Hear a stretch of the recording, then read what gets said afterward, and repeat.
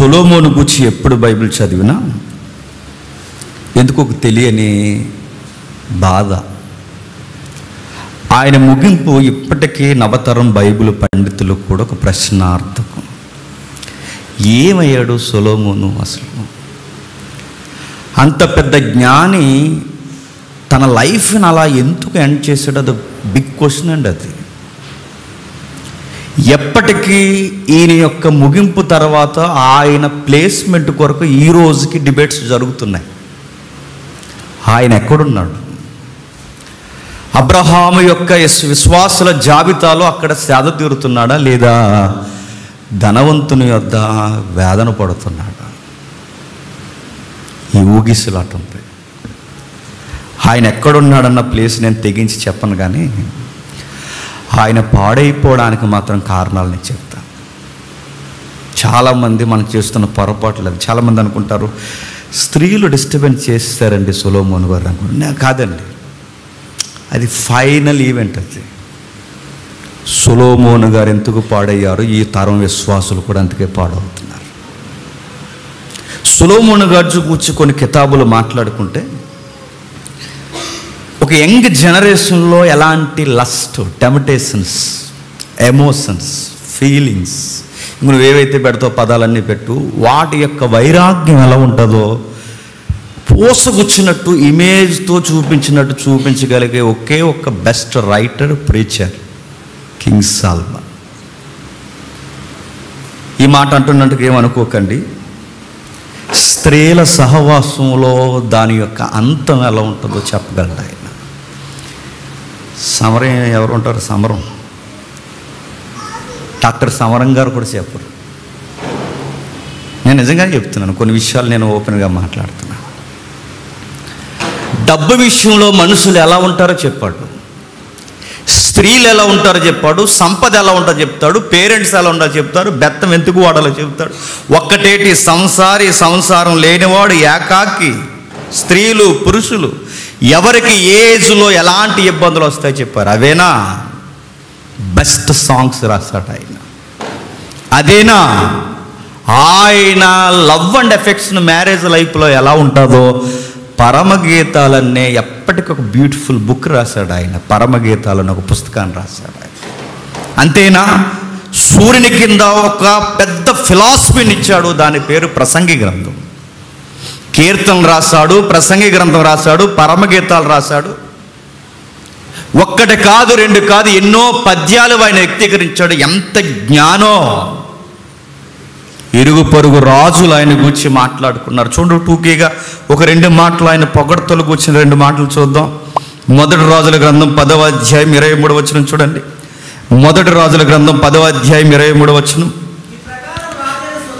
ఈ ప్రకారము రాజైన సొలొమోను ధనము చేతను జ్ఞానము చేతను భూపతులందరిలో అధికుడై ఉండెను. దేవుడు గూర్చిన జ్ఞానవాక్కులు వినుటకై లోకులందరూ అతన్ని చూడగోర్రి. ఏంటట? ఆయన గూర్చి చెబుతున్నాడు చూడండి. ఈ ప్రకారం రాజు అయిన సొలొమోను ధనము చేతను జ్ఞానము చేతను భూపతులందరిలో అధికుడై ఉండెను. జ్ఞానంటే ఆయనండి అని చెప్పుకునేవారట. సామాన్యులు సొలొమోను చూడడానికి రావడం కాదు, సామంతులు, రాజులు సొలొమోను చూడడానికి వస్తున్నారు. ఆయన హృదయమందు జ్ఞానమున్న విధానాన్ని చూసి ఏదో ఒక మంచి మెసేజ్ చెబుతాడండి అని వినడానికి వచ్చేవారట ఆయన దగ్గర. ఇంకా ఈయన గురించి ఏమని పొగడారు? వృత్తాంతాల గ్రంథం చూడండి. రెండవ వృత్తాంతాల గ్రంథం 9వ దినవృత్తాంతాల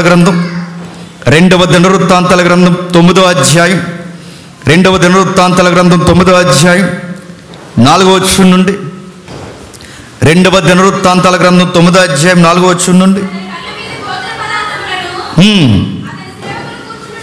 అతని సేవకులు కూర్చుండుట,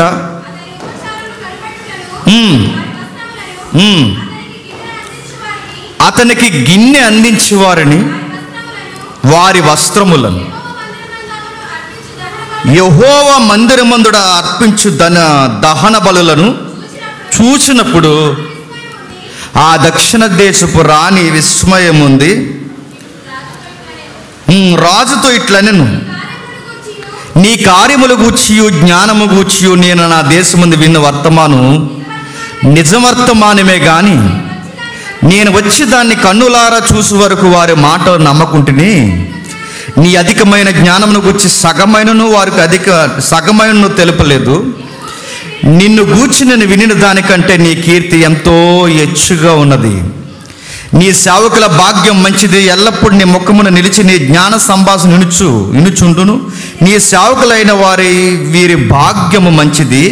నీ దేవుడైన యెహోవా సన్నిధి నువ్వు రాజువై ఆయన సింహాసనం మీద ఆసీనుడివై ఉండునట్లు నీ యందు అనుగ్రహం చూపినందుకు నీ దేవుడైన యెహోవాకు స్తోత్రములు కలుగునుగాక.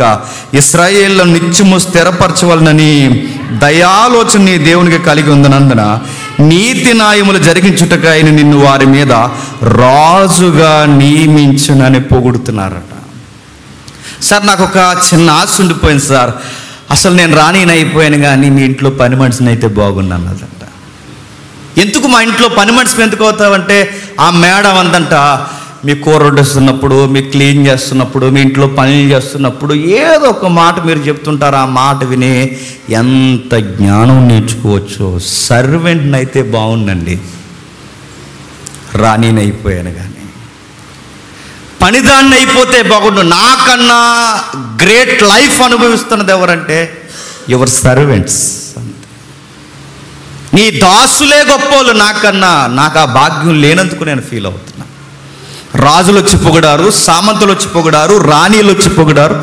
ఇంతమంది ఆయన పొగుడుతున్నారు. అందరికీ కదిలే జ్ఞానంలా ఉన్నాడు సొలొమోను. కదిలే వింత సొలొమోను ఆ రోజు. అలాంటి మహానుభావుడు నిజంగా నాకు అనిపిస్తుందండి, ఎందుకు అలా అయిపోయాడు? అందరికీ కేర్ ఆఫ్ అడ్రస్లా కనిపించే మనిషి అంటే ఆయనరా అన్నట్టు కనిపించే ఆయన ఇలా అయిపోవడానికి కారణాలు ఏమున్నాయి చూద్దాం. ఆలస్యం చేయకుండా దర్యాప్తు చూద్దాం. మొదటి రాజుల గ్రంథం 11వ అధ్యాయం రండి. మొదటి రాజుల గ్రంథం 11వ అధ్యాయం. మొదటి రాజుల గ్రంథం 11వ అధ్యాయం మొదటి 4 వచనాలు చదవండి. మోయాబీలు, ఎదోమీలు,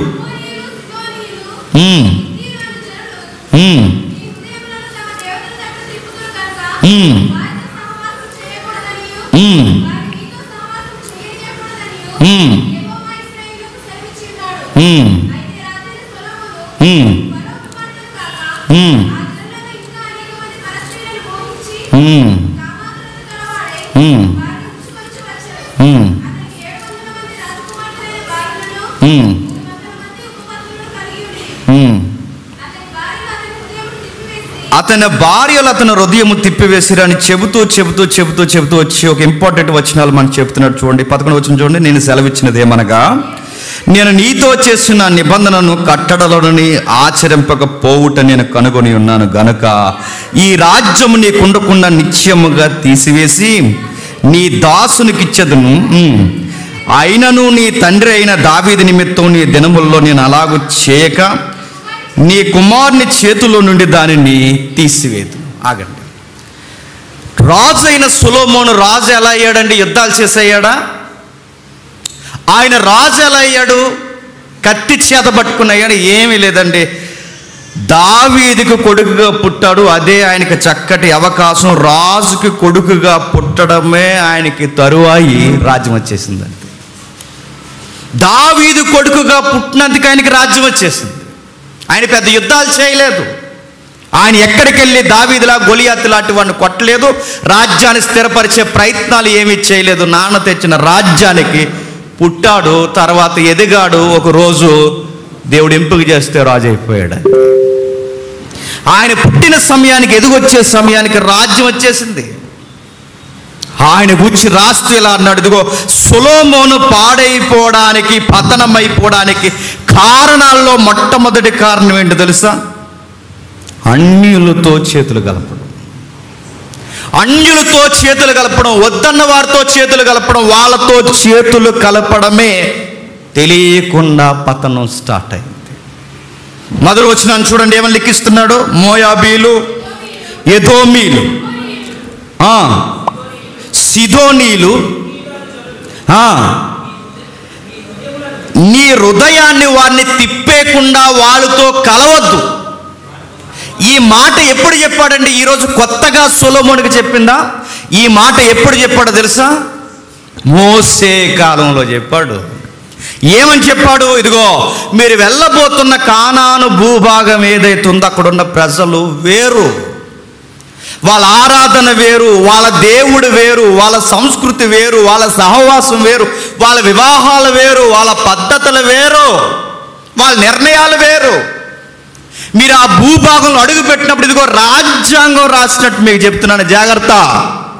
వాళ్ళతో అస్సలు కలవద్దన్నాడు. ఎవరితో అయితే కలవద్దన్నాడో, ఆరాధనలో, దేవుళ్ళలో, సహవాసంలో, సంస్కృతిలో కలవద్దన్నాడో వాళ్ళనే చెప్పండి పెళ్ళి చేసుకున్నాడు. ఎలా పాడైపోయాడు సొలొమోను అంటే సహవాసంలో పాడైపోయాడు. నెక్స్ట్ ఇంకా ఏం చెప్పాడు? ఎవరైనా రాజు అవుతున్నప్పుడు, బాగా విన్నాడు, ఎవరైనా రాజు అవుతున్నప్పుడు, ఇశ్రాయేలుకి రాజు సొలొమోనైనా, దావీదైనా, సౌలైనా, దావీదైనా, సొలొమోనైనా, ఎవరైనా ఇశ్రాయేలుకి రాజు అవుతున్నప్పుడు అక్కడున్న యాజకులు ప్రమాణ స్వీకారం చేస్తారు. జేమ్స్ అని నేను సార్వభౌమ అధికారంతో అన్నట్టు చేస్తున్నాగా ఈరోజు. ఆ రోజు వాళ్ళు ఎలా అయితే వాళ్ళ అభిషేకం జరుగుతున్నప్పుడు, వాళ్ళకి రాజు అయినప్పుడు చుట్టూ ఉన్న యాజకులు ఏం చేస్తారంటే వాళ్ళకు ఒక చిన్న బైబిల్ ఇస్తారండి. వాళ్ళకి ఆ మాటలు మీకు అర్థమవుతున్నాయి లేదు? బైబిల్ ఇస్తారు కాదు, దేవుడు వాళ్ళని ఒక చిన్న బైబిల్ మీ దగ్గర పెట్టుకోమన్నాడు. అది మోసే ద్వారా చెప్పాడు. ఎక్కడ చెప్పాడు ఒకసారి చూడండి. ద్వితీయోపదేశకాండం 17వ అధ్యాయం 18వ వచనం నుండి. ద్వితీయోపదేశకాండం 17వ అధ్యాయం 18వ వచనం నుండి.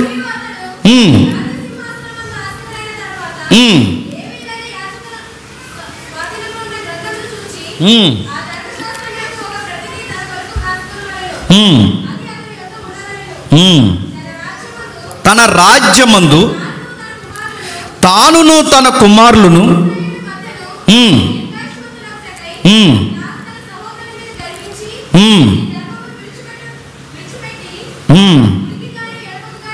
అని చెబుతూ ఒక మాట అంటున్నాడు చూడండి. లేవీలైన యాజకుల స్వాధీనంలో ఉన్న ఒక గ్రంథమును చూసి ఆ ధర్మశాస్త్రం ఒక ప్రతి జెరాక్స్ నకల్, ప్రతి రాజు దగ్గర ఏముండాలట? ఒక బైబిల్ కాపీ ఉండాలి. సౌలు రాజు అయిన ఒక బైబిల్ కాపీ దగ్గర పెట్టుకోవాలి, దావీదు రాజు అయిన ఒక బైబిల్ కాపీ దగ్గర పెట్టుకోవాలి, నెక్స్ట్ సొలొమోను రాజు అయిన ఒక చిన్న బైబిల్ దగ్గర పెట్టుకోవాలి. ఆ యాజకుల దగ్గర ఉన్న బైబిల్ని ఒక నకలు రాసి, ఆ రోజుల్లో జిరాక్స్ మిషన్ లేవుగా, ఒక నకలు రాసి, ఆ నకల్స్ ఎవరు రాస్తారంటే శాస్త్రులు. ఎవరు? శాస్త్రులు రాస్తారు. వాళ్ళు రాసి ఒక నకల్స్ తయారు చేస్తారు. ఆ నకలు తెచ్చి వీళ్ళకి ఇస్తారు. ఆ నకలు ఈయన దగ్గర పెట్టుకోవాలి. ఆ జిరాక్స్ కాపీ పెట్టుకుని ఏం చేయాలి? అతను ఏం చేయాలి చెప్తున్నారు చూడండి. అది అతని వద్ద ఉండవలను. తన రాజ్యమందు తానును తన కుమారులను ఇశ్రాయేలు మధ్య దీర్ఘాయుష్మంతులు అగుటకై తాను తన సహోదరుల మీద గర్వించి ఈ ధర్మం విడిచిపెట్టి కుడికి కానీ ఎడమ కానీ తాను తొలగకు ఇండునట్లు తన దేవుడైన యెహోవాకు భయపడి ఈ ధర్మశాస్త్ర వాక్యం అన్నిటిలో ఈ కట్టలను అనుసరించి నడువ నేర్చుకుంటూ అతడు తాను బ్రతుకు దినములన్నిటిన గ్రంథము చదవాలి. ఎవరు ఈ టెక్స్ట్లో ఉన్నది? రాజు. నేడో రేపో ఇశ్రాయేలుకి రాజరికం అనేది వస్తే కాదు, వస్తాదని భవిష్యత్తు తిరిగిన దేవుడికి తెలుసు కనుకే ఒక రోజు రాజుల పరిపాలన మీకు వస్తుంది. ఆ టైంలో ప్రతి రాజు బైబిల్ చదువుకోవాలి. ఇప్పుడు చెప్పండి, నేను తెగించి ఒక మాట అంటున్నాను. సొలొమోను గారు పాడైపోవడానికి మొట్టమొదటి కారణం ఏంటో తెలుసా? బైబిల్ చదవడం మానేశాడు ఆయన. సొలొమోనే కాదు, నేను మళ్ళీ చెప్తున్నాను, జ్ఞానే బైబిల్ చదవకపోతే ఎగిరిపోతే నువ్వు జ్ఞానివా అని అడుగుతున్నాను నేను. వారానికి ఒక్కసారి కూడా బైబిల్ చదవను, రోజుకి ఒక్కసారి కూడా బైబిల్ తిరిగి బైబిల్ చదవని ఎవడైనా మళ్ళీ చెప్తున్నాను, బైబిల్ చదవని జ్ఞానైనా, దైవజనుడైనా, విశ్వాస అయినా, గాయకుడైనా, ఇక్కడ మాట్లాడే ప్రీచర్ అయినా, ఎవడైనా ఎవ్రీడే బైబిల్ చదివిపోతే నేను మళ్ళీ చెప్తున్నాను ఎగిరిపోతారు. మళ్ళీ చెప్తున్నాను, ఒకరిని కట్టాలన్నా, ఒకరిని పరిపించాలన్నా, ఒకరు పరిపాలించాలా, నడిపించాలన్నా బైబిల్ ఒక రాడికల్ స్టేట్మెంట్ ఇచ్చింది. నేను ఎలా నడవాలో నాకు తెలుసు. ఒకే ఒక్కటి వర్డ్ ఆఫ్ గాడ్, నీ వాక్యము నా పాదాలకు దీపం. నాకు ఎలా నడవాలి ఎలా తెలుస్తుంది? నీ వాక్యం చదవాలి. సొలొమోను చదవడం మానేశాడు, వాక్యం చదవడం మానేశాడు. ఎందుకు? రాజు అయిపోయాడు, సుఖాలు మరిగారు, పొడవైన భోజనం మళ్ళేశాడు. రోజుకి బాగా ఐటమ్స్ రెడీ చేస్తున్నారు. అటు సేవకులు బిజీ లైఫ్లో ఆయన బైబిల్ స్టడీ మానేశాడు. బైబిల్ చదివితే హృదయం గద్దిస్తుంది, వాక్యం చదివితే హృదయం గద్దిస్తుంది. ఎవడైతే వాక్యం ఇంక్లూడింగ్ మీ, నేను చెప్తున్నాను, ఒక సేవకుడైనా వాక్యం చదవడం మానేస్తే ఆడికి స్టార్ట్ అయింది ఇంకా పతనం. అదే గుర్తుపెట్టుకోండి. పోతాడు వాడు త్వరగా, మెల్లమెల్లగా ఒక రోజుకు పోతాడు. సొలొమోను పాడైపోవడానికి మొట్టమొదటి కారణం వాక్యాన్ని నిర్లక్ష్యం చేశాడు. జ్ఞాని వాక్యాన్ని నిర్లక్ష్యం చేశాడు. వాక్యాన్ని జ్ఞానే నిర్లక్ష్యం చేస్తే ఎలా అయిపోతే సామాన్యమైన వ్యక్తులమండి మనం. అక్కడ బైబిల్ పడేస్తాం, ఇక్కడ బైబిల్ పడేస్తాం. చర్చ్ అయిపోయిన వెంటనే మళ్ళీ నెక్స్ట్ సండే వచ్చేంత వరకు అసలు బైబిల్ ఎక్కడుందో గుర్తుండదు మనకి. బాగుపడతావు అనుకుంటున్నావని అడుగుతున్నాను నేను. నీకు లైఫ్లో గైడ్లైన్స్ నేను మళ్ళీ చెప్తున్నాను, ప్రసంగాలకు కాదు. నేను లైఫ్లో గైడ్ చేసేది వాక్యము మాత్రమే.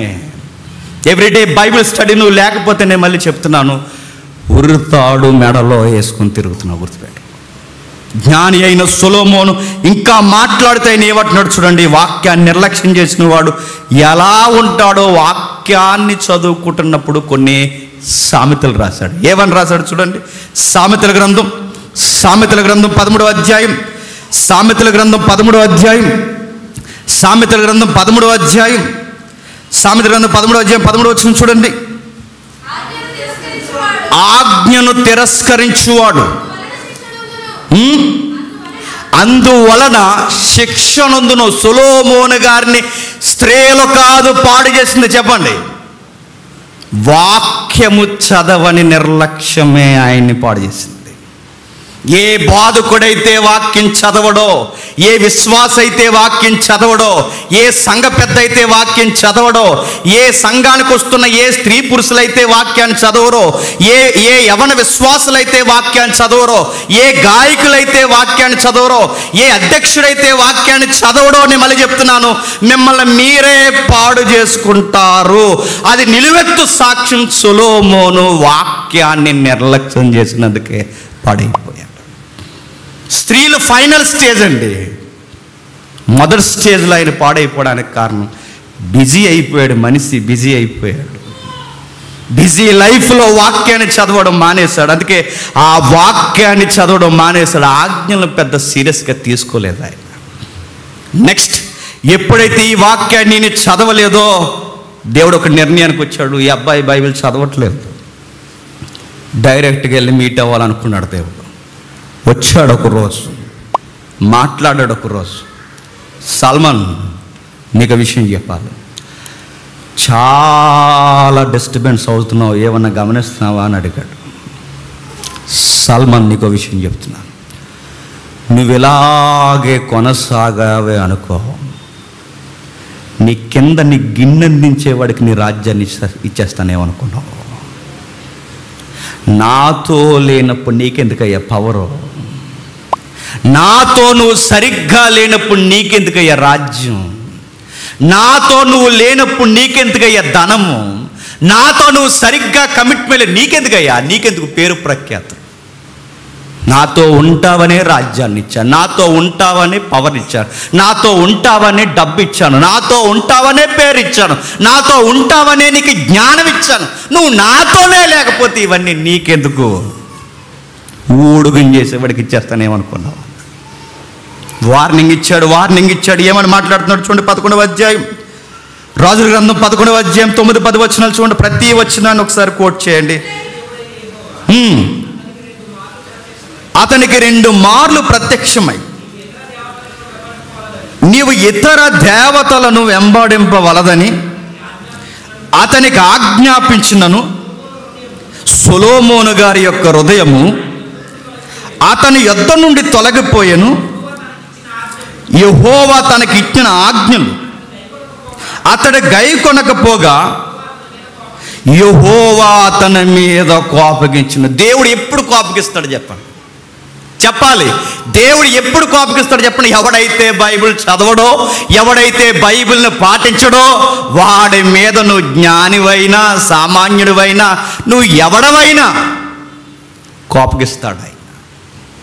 ఎవ్రీడే బైబిల్తో ఎవడైతే తన జీవితాన్ని కొలుసుకోడో వాడి మీద ఆయన కోపగిస్తాడు. సొలొమోనుకి చెప్పాడు, 2 సార్లు చెప్పాడు, డైరెక్ట్ వచ్చి చెప్పాడు, నువ్వు ఎలాగూ చేతికిచ్చిన బైబిల్ చదవట్లేదు, నువ్వు చేతికిచ్చిన బైబిల్ నువ్వు చదవట్లేదు కనుక డైరెక్ట్ నేను వచ్చాను నీతో మాట్లాడుతున్నాను, బైబిల్ చదువు అన్నాడు.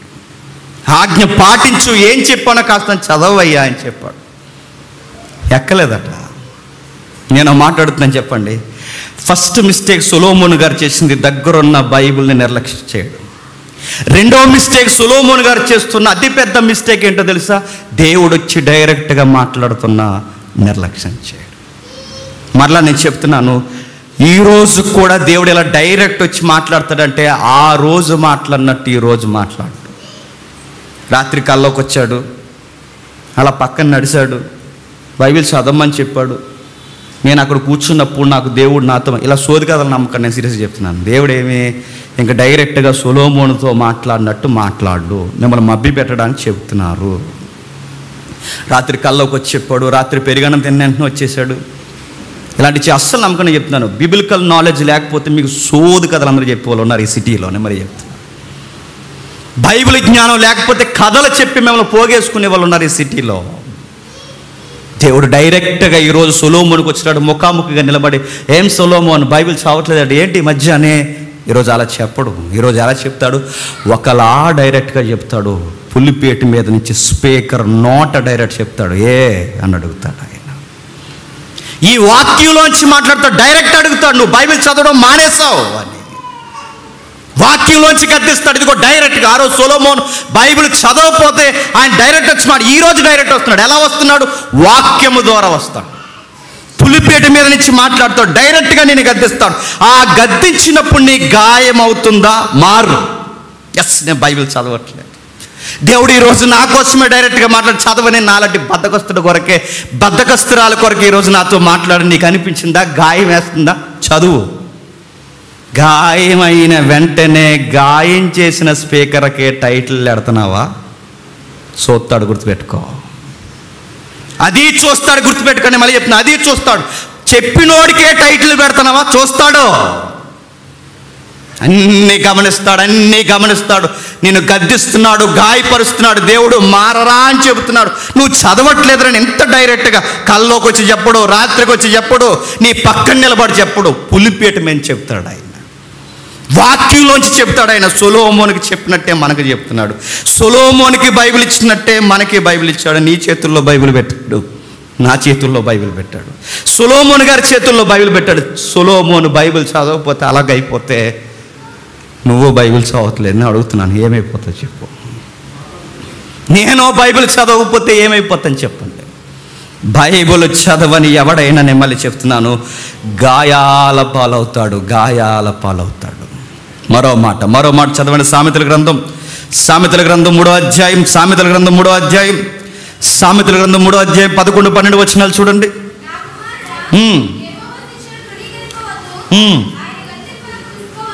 ఆయన గద్దింపునకు ఇసుకోవద్దు,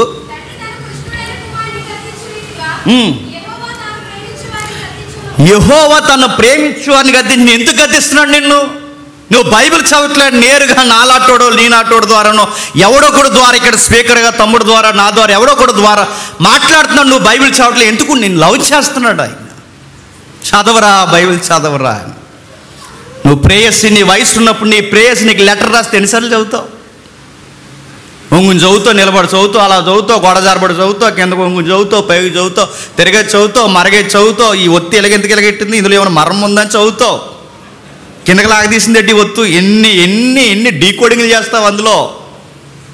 దిక్కుమాలి గాలి లెటర్ రాస్తే నువ్వు అంత చదువుతాను అడుగుతున్నాను నేను. నీ వాక్యాన్ని దేవుడిచ్చాడు, ఆయన మనస్సును చొప్పించి పెట్టాడు. చదువు, నాకు ఇష్టం, చదువు.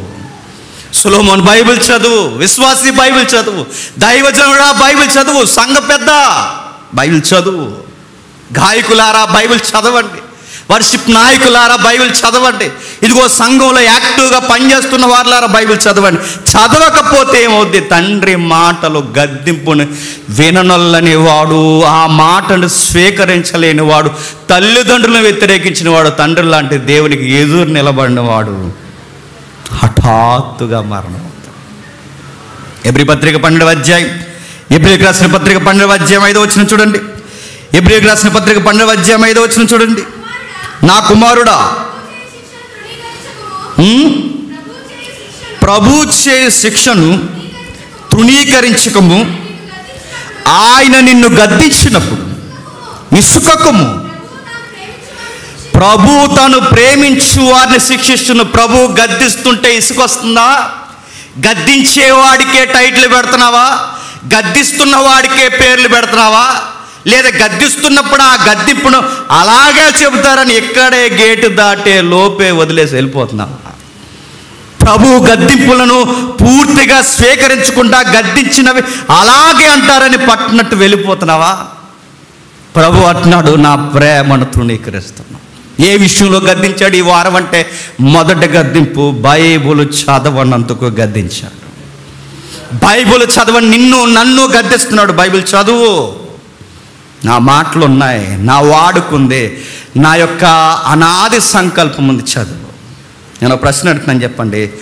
దేవుని చేత నడిపింపబడాలి, దేవుని చేత నడిపింపబడాలి, దేవుని చేత నడిపింపబడాలి, దేవుని చేత నడిపింపబడాలి అంటున్నారు. ప్రశ్న అడుగుతున్నాను, దేవుని చేత నడిపింపబడాలి అంటే ఎలా నడిపింపబడతారండి? మిమ్మల్ని అడుగుతున్నాను, దేవుని చేత నడిపింపబడాలి ఎలా నడిపింపబడతారు? వాక్యం చదివితే నడిపింపబడతారు. దేవుని చేత నడిపింపబడాలంటే ఎలా నడిపింపబడతారు? ఇదిగో నా పాదాలకి దీపం వాక్యం అయితే నేను నడవాలి అంటే నా ముందు ఏముండాలి చెప్పండి? వాక్యం ఉండాలి. ఆ వాక్యాన్నే చదవకపోతే నువ్వు ఎలా నడుస్తావు చెప్పు. లేదండి నేను వారానికి ఒక ప్రసంగం 2 ప్రసంగాలు వింటున్నానండి, నడిచేస్తానంటే ప్రసంగాల మీద నడుస్తావు. లేదండి నేను అప్పుడప్పుడు అలా నాకు అదొక తన్మయత్నం వస్తుందండి అంటే తన్మయత్నంలోనే ఉంటావు. ఒక ఆయన అంటున్నాడు, ఆ పెద్ద బైబిల్ ఏం చదవాల్సిన అవసరం లేదు, అప్పుడప్పుడు జస్ట్ అలా తిరిగేస్తే అప్పుడప్పుడునంట. మరి ఎలా నీ భక్తిని చేస్తున్నావు అంటే నాకు తెలిసిపోద్దండి, నా హృదయం చెప్పేస్తుంటుందండి ఇది తప్పురా ఒప్పురా అని. అప్పుడు ఎప్పుడన్నా వాక్యం చదువుతుండే, అందుకే అలా తయారయ్యావు. అందుకే నువ్వు బైబిల్ చదవకే నీ నోటి మాటలు అలా వస్తున్నాయి. వాక్యం చదవు, బద్ధకం. పీకల దాకా మెక్కి, పీకల దాకా తిని, ఎల్లకేళ నిద్రపోయి, రాత్రి నిద్రపోయి, పగలు నిద్రపోయి, మధ్యాహ్నం నిద్రపోయి, సాయంత్రం నిద్రపోయి, తిని తిరిగి ఇక ఎప్పుడు భయం. మరి ఎందుకు పట్టుకొస్తున్నా? స్కూల్ పిల్లలకు టెక్స్ట్ బుక్ తేకపోతే టీచర్ తిడతాడని ఎంత భయమో, ఇక్కడికి టెక్స్ట్ బుక్లా బైబిల్ తేకపోతే స్పీకర్ తిడతాడని అంత భయం. అందుకే తెస్తారు మీరు, అంతే. దాని చదవరు, అది కబోర్డ్లోనే ఉంటుంది, అలాగే ఉంటుంది. ప్రభుని పట్టించుకొని ఆ జన నాయకుడే పతనమైతే, ప్రజాపతి అయిన సొలొమోనే పతనమైతే మనం ప్రజాపతులం కాదు, గుర్తుపెట్టుకోండి. సామాన్యులు బైబిల్ చదవకపోతే ఏమవుతుందని చెప్పండి. నా 17 ఏళ్ళ భక్తి జీవితం నేను చెప్తున్నానండి. 17 ఏళ్ళ భక్తి జీవితంలో కేవలం బైబిల్ చదవక ఈరోజు అడ్రస్ లేకుండా పోయిన వాళ్ళని ఎంతమంది చూశాను, ఎంతమందిని ఘనంగా వాడబడి ఈరోజు కనుమరుగైపోయారు. ఎందుకో చెప్పినా బైబిల్ చదవరు వాళ్ళు. నా 17 ఏళ్ళ భక్తి జీవితంలో చూశాను చాలామంది, ఇంకా చూస్తున్నాను నేను. కళ్ళ ముందు చాలామంది సౌలు కనబడుతున్నారు, చాలామంది సొలొమోన్లు కనబడుతున్నారు. ఎందుకో చెప్పిన వాళ్ళు బైబిల్ చదవడం ఎప్పుడో ఆపేస్తారు. సోషల్ మీడియాతోనే ఉంటారు, ఈ మీడియాలతోనే తిరుగుతారు, ఆ ఫేస్బుక్లు యూట్యూబ్లు వీటితోనే ఉంటారు, ఎప్పుడు బైబిల్ చదవరు. బైబిల్ చదవని దశాబ్ద కాలంలో నేను చాలామందిని చూశాను, అడ్రస్ లేకుండా పోయారు. మరో వాక్యం చూడండి, ప్రకటన గ్రంథం 3వ అధ్యాయం, 19వ వచనం.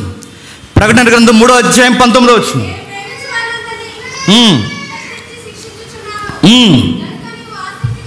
నీవు ఆసక్తి కలిగి మారు మనస్సు పొందుము.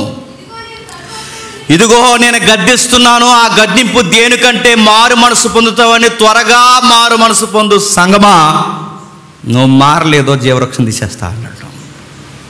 నా గద్దింపులు ఎలా వస్తాయి, నా నడిపింపు ఎలా వస్తుంది? ఇదిగో ఎలా వస్తుంది అంటే నా వాక్యాన్ని చదివితే నా గద్దింపు ఏంటి నీకు అర్థమవుతుంది. యెరెమీయా గ్రంథం చూడండి, యెరెమీయా గ్రంథం 8వ అధ్యాయం 9వ వచనం చూడండి. యెరెమీయా గ్రంథం 9వ అధ్యాయం, యెరెమీయా గ్రంథం 9వ అధ్యాయం, యెరెమీయా గ్రంథం 9వ అధ్యాయం, క్షమించండి 8వ అధ్యాయం 9వ వచనం చూడండి.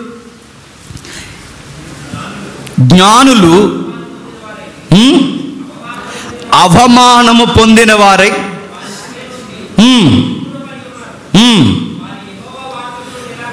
వారు యెహోవా వాక్యమును నిరాకరించిన వారు వారికి ఏ పాటి జ్ఞానం కలదు. జ్ఞానులు పతనం అవ్వడానికి కారణం ఏంటి? అక్కడ రాసి చూడండి, క్లియర్ లైన్స్ ఉన్నాయి అక్కడ. వాక్యమును నిరాకరించారు. సొలొమోను పతనం అవ్వడానికి కారణం ఏంటి చెప్పండి? వాక్యము నిరాకరించాడు, ఆజ్ఞను నిరాకరించాడు.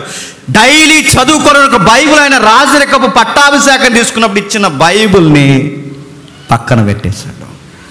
ఎప్పుడైతే బైబిల్ని ఆయన పక్కన పెట్టాడో, వాక్యాన్ని నిరాకరించాడో, ఆ రోజే ప్రారంభమైపోయింది ఆయన పతనం. వాక్యంలో నుండి దేవుడు నిన్ను గద్దించినప్పుడు లెక్క చేయకుండా వెళ్ళిపోతున్నావా? నేను మళ్ళీ చెప్తున్నాను, సొలొమోను పతనాన్ని నీ లైఫ్లో కూడా చూస్తా, గుర్తుపెట్టుకో.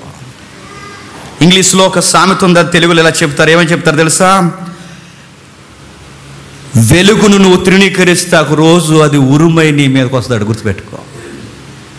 వెలుగును తృణీకరిస్తే ఒక రోజు ఆ వెలుగే నీ మీదకి ఉరుమై వస్తుందట. ఆ రోజు నిలబడలేవు, మాడిపోతావు, గుర్తుపెట్టుకో.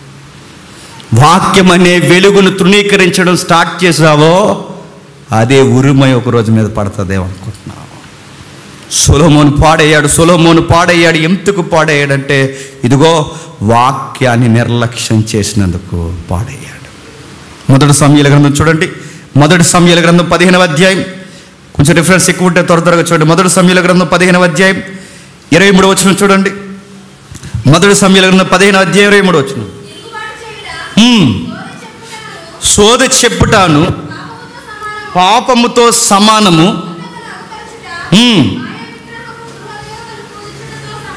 ఎలాంటి మాట అన్నాడు చూడండి, తిరుగుబాటు చేయుట.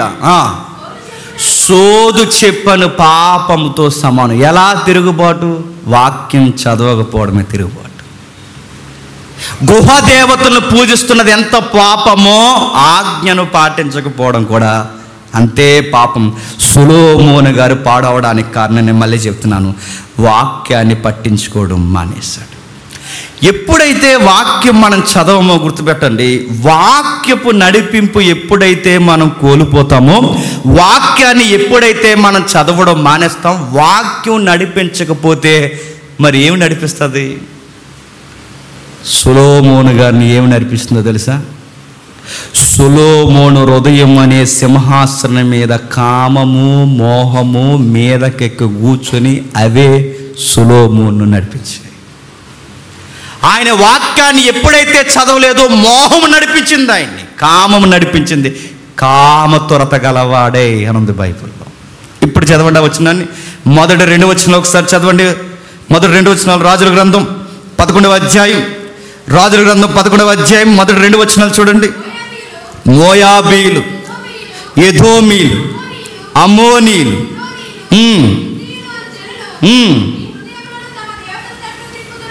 నీ హృదయములను వారు తమ దేవతల తట్టు తిప్పుదురు గనుక వారితో సహవాసము చేయకూడదని,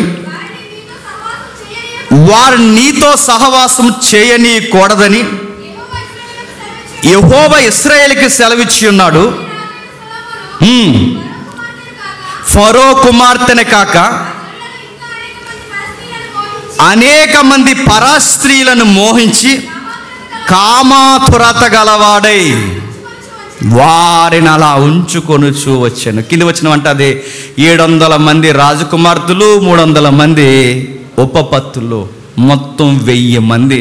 నేను అడుగుతున్నాండి, వాక్యము చేత నడిపింపబడి జ్ఞానే వాక్యం చదవడం మానేస్తే వాక్యం నడిపింపు పోయింది, కామం నడిపించడం స్టార్ట్ చేస్తుంది. వాక్యం నడిపింపు పోయింది, మోహం నడిపించడం స్టార్ట్ చేసింది.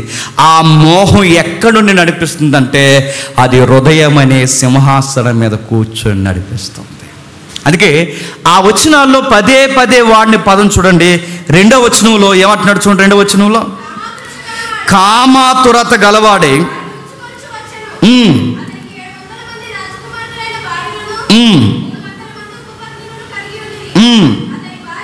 అతని భార్యలు అతను హృదయాన్ని తిప్పేశారు. మళ్ళీ చూడండి, అతని భార్యలు అతను హృదయాన్ని తిప్పేశారు. నెక్స్ట్ 3వ వచనంలో అతని భార్యలు అతను హృదయాన్ని తిప్పేశారు. నెక్స్ట్ సొలొమోను వృద్ధుడైనప్పుడు అతని భార్యలు అతను హృదయములను ఇతర దేవతలతో తిప్పేశారు. 6వ వచనం ఈ ప్రకారం సొలొమోను యెహోవా దృష్టికి చెడు నడత నడిచి తన తండ్రి అయిన దావీదు అనుసరించి యథార్థ హృదయముతో కాక 10వ వచనం నీవు ఇతర దేవతలు ఎంబడింపవలదని అంతగా ఆజ్ఞాపించిన సొలొమోను హృదయము ఆయన యొద్ద నుండి తొలగపడిన హృదయము హృదయము హృదయము హృదయము హృదయము హృదయము హృదయము. చూడండి, 2వ వచనంలో హృదయం కొరకు మాట్లాడు, 3వ వచనంలో హృదయం కొరకు మాట్లాడు, 6వ వచనంలో హృదయం కొరకు మాట్లాడు, 10వ వచనంలో హృదయం కొరకు మాట్లాడు. ఈయన హృదయాన్ని నడిపించేది ఏంటి? వాక్యం కాదు, చెప్పండి.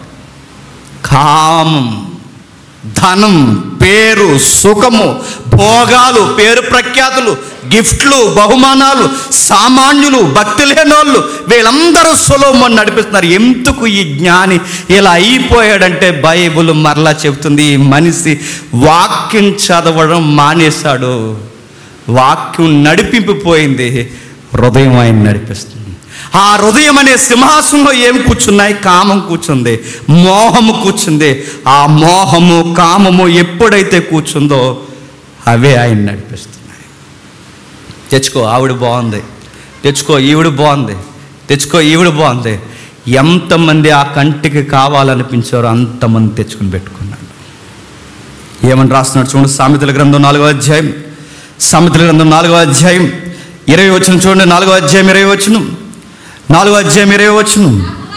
నా కుమారుడా, నా మాటలు ఆలకించు, నా వాక్యం కొరకు నీ చెవి యొగ్గుము, నీ కన్నుల యొద్ద నుండి వాటిని తొలగిపోనొయ్యకుము, నీ హృదయమందు వాటిని భద్రం చేసుకో, అప్పుడు నీ హృదయం తొలగిపోకుండా ఉంటుంది. కన్నులు ఎదుట వాక్యం పెట్టుకో, చెవుల దగ్గర వాక్యం పెట్టుకో, నీ ఎదుట వాక్యం పెట్టుకో. నువ్వు లేచినప్పుడు, కూర్చున్నప్పుడు, ఎక్కడికి పోయినా వాక్యము వాక్యము వాక్యం వాక్యం అని పెట్టుకో, బాగుంటావు. లేదా నీ పతనం అయిపోయిన హృదయం నిన్ను పాటించడం స్టార్ట్ చేస్తుంది, గుర్తుపెట్టుకో. నేను మళ్ళీ చెప్తున్నాను, బైబిల్ హృదయం కొరకు చాలా ఘోరంగా మాట్లాడింది. బయట హృదయం కొరకు చాలా బ్యూటిఫుల్గా మాట్లాడతారు. బయట సాంగ్స్లో బ్యూటిఫుల్గా మాట్లాడతారు. సాంగ్స్లో ఏమంటారు? హృదయాన్ని బ్యూటిఫుల్, వండర్ఫుల్, నెక్స్ట్ అందమైనది, పవిత్రమైనది నా హృదయం. ఎన్ని పాటలు ఉంటాయో, కానీ బైబిల్ ఏమందో చెప్పినా వండర్ఫుల్ అనలేదు, బ్యూటిఫుల్ అనలేదు, అందమైనది అనలేదు, పవిత్రమైనది అనలేదు, ఏమీ అనలేదు. బైబిల్ ఒకే మాట అందే, ఫాల్ ఇన్ యువర్ హార్ట్. పతనమైపోయిన హృదయం అది ఘోరమైన వ్యాధి కలది. బైబిల్ ఇంకో మాట అంది, నరుల యొక్క హృదయములోని ఆలోచనలు ఎల్లప్పుడూ చెప్పండి కేవలం చెడ్డవి. ఆ హృదయానికి కళ్ళమేసి ఆపేది ఒకే ఒక్కటి, చెప్పండి, వాక్యము. దాన్ని చదవలేక తిరగలేదంతే. నువ్వెన్నంటే చెప్పు, నువ్వెన్నంటే చూడు, నువ్వు ఎంతమంది భక్తుల చరిత్రలను చదువు, ఎన్ని వ్యాఖ్యానాలైనా చదువు, కానీ వాక్యం చదువు. నువ్వు వాక్యాన్ని చదవకపోతే అది చాలా డేంజర్.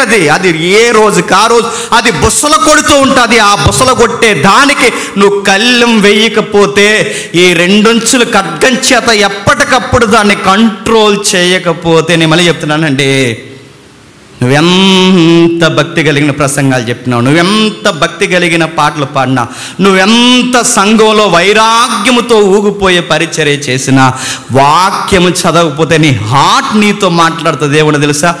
పర్లేదురా అంటుంది, పర్లేదురా అంటుంది. ఇలా పాడుతారట. ఎవరో కన్న చెప్తుంటే భలే చెప్పాడు, మొట్టమొదటి వార్తలే చూస్తామంట టీవీలో, ఆ వార్తలతో పాటు అడ్వర్టైజ్మెంట్లు చూస్తామంట.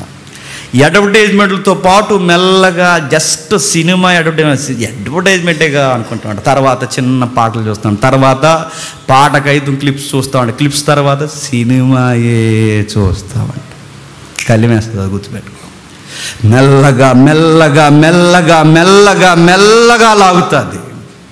ఆయనకి చెప్పాడు కళ్ళెమే అని. చాలా మంది చెప్తారండి వాక్యం గురించి మాట్లాడుతున్నప్పుడు, వారి మాటల్లో ఇలా అంటారు, నేను అప్పుడప్పుడు బైబిల్ చదువుతాను, నేను మళ్ళీ నేను అనుకుంటాను అండి, అప్పుడప్పుడు బైబిల్ చదువుతాను, నీకు అప్పుడప్పుడు భక్తి ఉంటుంది అనుకుంటాను, అలా మాట్లాడను. వాక్యం చదవాలి, వాక్యం చదవాలి. ఒక ఉదాహరణ చెప్తాను చూడండి. పెళ్లి చేసుకోవాలన్నా, ఇల్లు కట్టుకోవాలన్నా ఏదైనా కోరుకుంటుంది కానీ హృదయానికి. పెళ్లి చేసుకోవాలని కోరుకుంటుందండి, పాపమేం కదండి, పెళ్లి చేసుకోలేకుండా చేసుకోండి. ఇల్లు కట్టుకోవాలన్న కోరుకుంటుందో ఉండదో చెప్పండి? ఉంటుంది. హృదయానికి ఉండబట్టి ఎన్ని ఫీలింగ్స్ ఉంటాయో, కొన్ని ఎక్స్ట్రీమ్ ఫీలింగ్స్ ఉంటాయి. చెప్తే ఇంకెవడో మన పక్కన ఉండు, ఇంటికి వెళ్ళిపోతారు.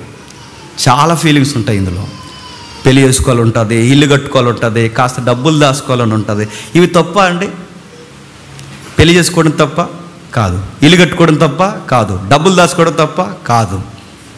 కానీ విషయం ఏంటి చెప్పనా? నీ ఇల్లు కట్టుకోవడం, పెళ్లి చేసుకోవడం, డబ్బులు దాచుకోవడం ఎప్పుడు తప్పైపోద్దో చెప్పనా?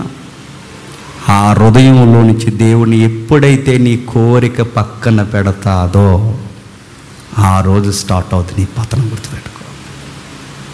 నేను మళ్ళీ చెప్తున్నాను, దేవుణ్ణి సేవించే దానికన్నా ఏ కోరికైనా నీ లైఫ్లో ఎక్కువైపోతే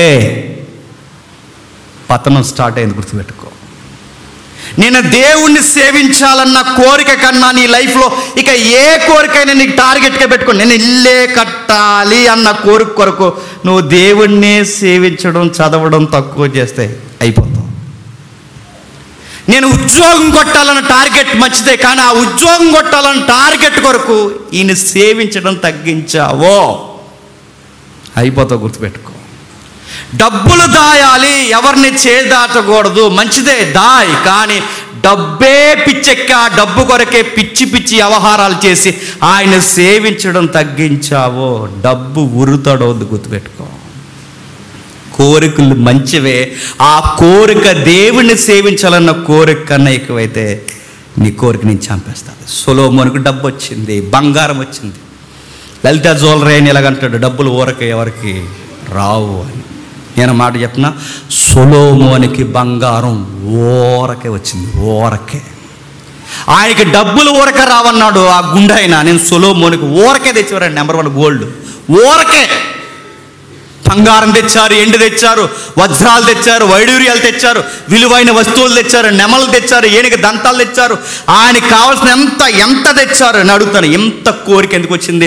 ప్యాలెస్లు కట్టాలన్న కోరిక వచ్చింది. ఇల్లు కట్టుకోవాలనుకున్నాడు, భవంతులు స్థాపించాలనుకున్నాడు, మంచి భోజనాలు తినాలనుకున్నాడు, పెళ్ళిళ్ళు చేసుకోవాలనుకున్నాడు, డబ్బులు దాచుకోవాలనుకున్నాడు. నాకున్నంత డబ్బు ఇంకెవరి దగ్గర ఉండకూడదు అనుకున్నాడు.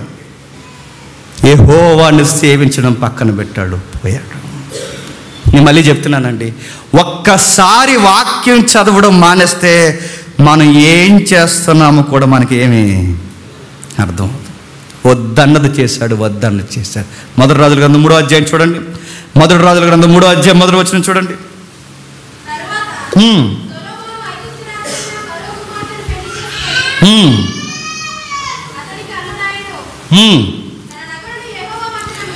ఎవరిని చేసుకున్నాడట?